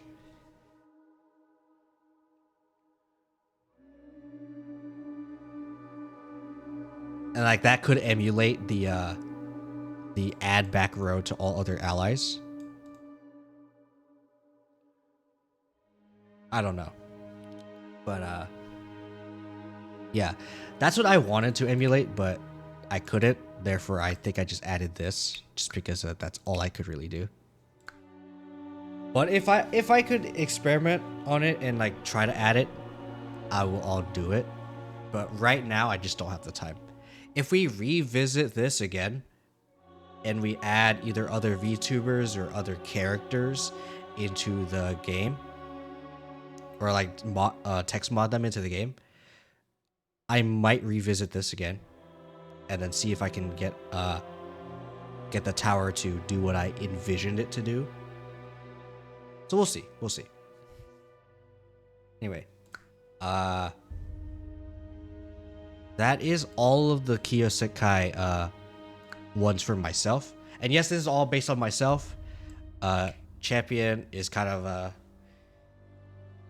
based off of me, because I like to do a lot of hits as well. I do like to self shield and stuff. Hero, you know, takes the hit for people, prevent death, you know, lead, retaliate. I love retaliate. I think one of my favorite freaking mechanics in like most games is a retaliate. So if I could do the retaliate, then do retaliate. Scion, I like because I forget what this is. Is this Prophet? I'm trying to remember what character that is. Prophet, yeah. Actually, Prophet has heal rescue, 2 mana gains, and then vitality. Actually, not too bad. And soothe, heal regen. Okay, that's actually pretty good. And then Brave Soul. Brave Soul, I forget what it was supposed to be named originally. I think it was, wait, actually let me check. Because I actually went back to the Kiyo-Sekai doc for Slice and Dice, and I went back and reverted it back to oh wait, no, I have the link. I have the link here. No, it's still called Brave Soul. But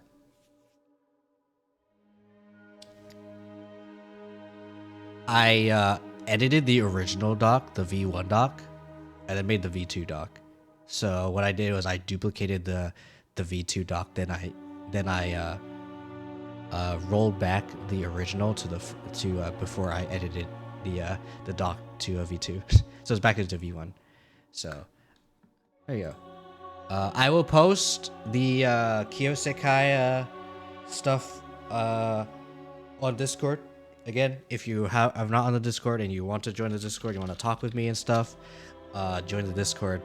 It is very much the best way to contact me. I'm going to say right now, being on my Discord is the best way to contact me if you need me, if you really want to talk with me.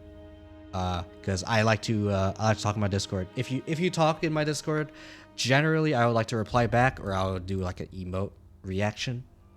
So do check back on the Discord. Why do I feel like I'm hearing things? I think maybe my left ear is acting up. I don't know. I feel like I'm hearing like something grainy in my left ear or something. You know what? Whatever. Thank you all so much for joining me. I know again it's like it's not a quick stream. I know I said it was a short stream, but turns out freaking Civ 7 decided to show up and give us some more insight. Was it a lot of insight? Probably not, but it was a pretty decent amount of insight. It showed me some information on like certain like nuances, which I like, but otherwise nothing extremely new. I feel okay, other than the September 12th with Thursday, because I know Friday is on September is Friday the 13th, which is one of my model sibling Beanie's debut. So yeah. But yeah, for the sake of time, I think I'll just end it off here. I mean, I was gonna end off here anyway, but don't want to talk too much. I'm still hearing the grainy thing again. If it's just me, then you can feel free to say it's just me. Actually, let me take off my headphones. See if it is just me. No, I think it's just whenever I wear my headphones. What's going on with headphones? I did say my headphones are going bad, like recently, so it might be just that. It just might be that. Actually, I'd like to check something. Okay, I was trying to check if I can hear from my right ear, for the headphones. I can, like, sometimes I would not be able to hear it in the right ear. But anyway, I'm not saying like my right ear is going bad. I'm saying the headphones, the right side is going bad. But yeah. Anyway, thank you all so much for joining me. I think for the sake of things, I want to edit things quickly, so I'm not going to raid today. I know, like I said, I generally like to raid, but like just for the sake of things, I'm not gonna rate out unless someone is playing Slice and Dice, which I don't think anyone is playing Slice and Dice right now. So yeah. Thank you all so much for joining me, and as always, make sure you're about yourselves and take care of yourselves. I'll see you guys on Tuesday. Try to remember. What did I do on Tuesday? I did a Nintendo Direct on Tuesday, and then what did I do afterwards? Oh, then the Magician event. So there should be a new Memory of Chaos next Tuesday. So I will be doing Memory of Chaos for HSR on Tuesday. Then Thursday and Saturday, I'll think of something. And then yeah, also do pay attention to Twitter and Discord, because I will also be posting, one, when I'll do the giveaway for Slice and Dice, and two, what the next Kiyo-Sekai is gonna be, and I'll be asking you all to come in for that. But yeah, take care everyone. Peace.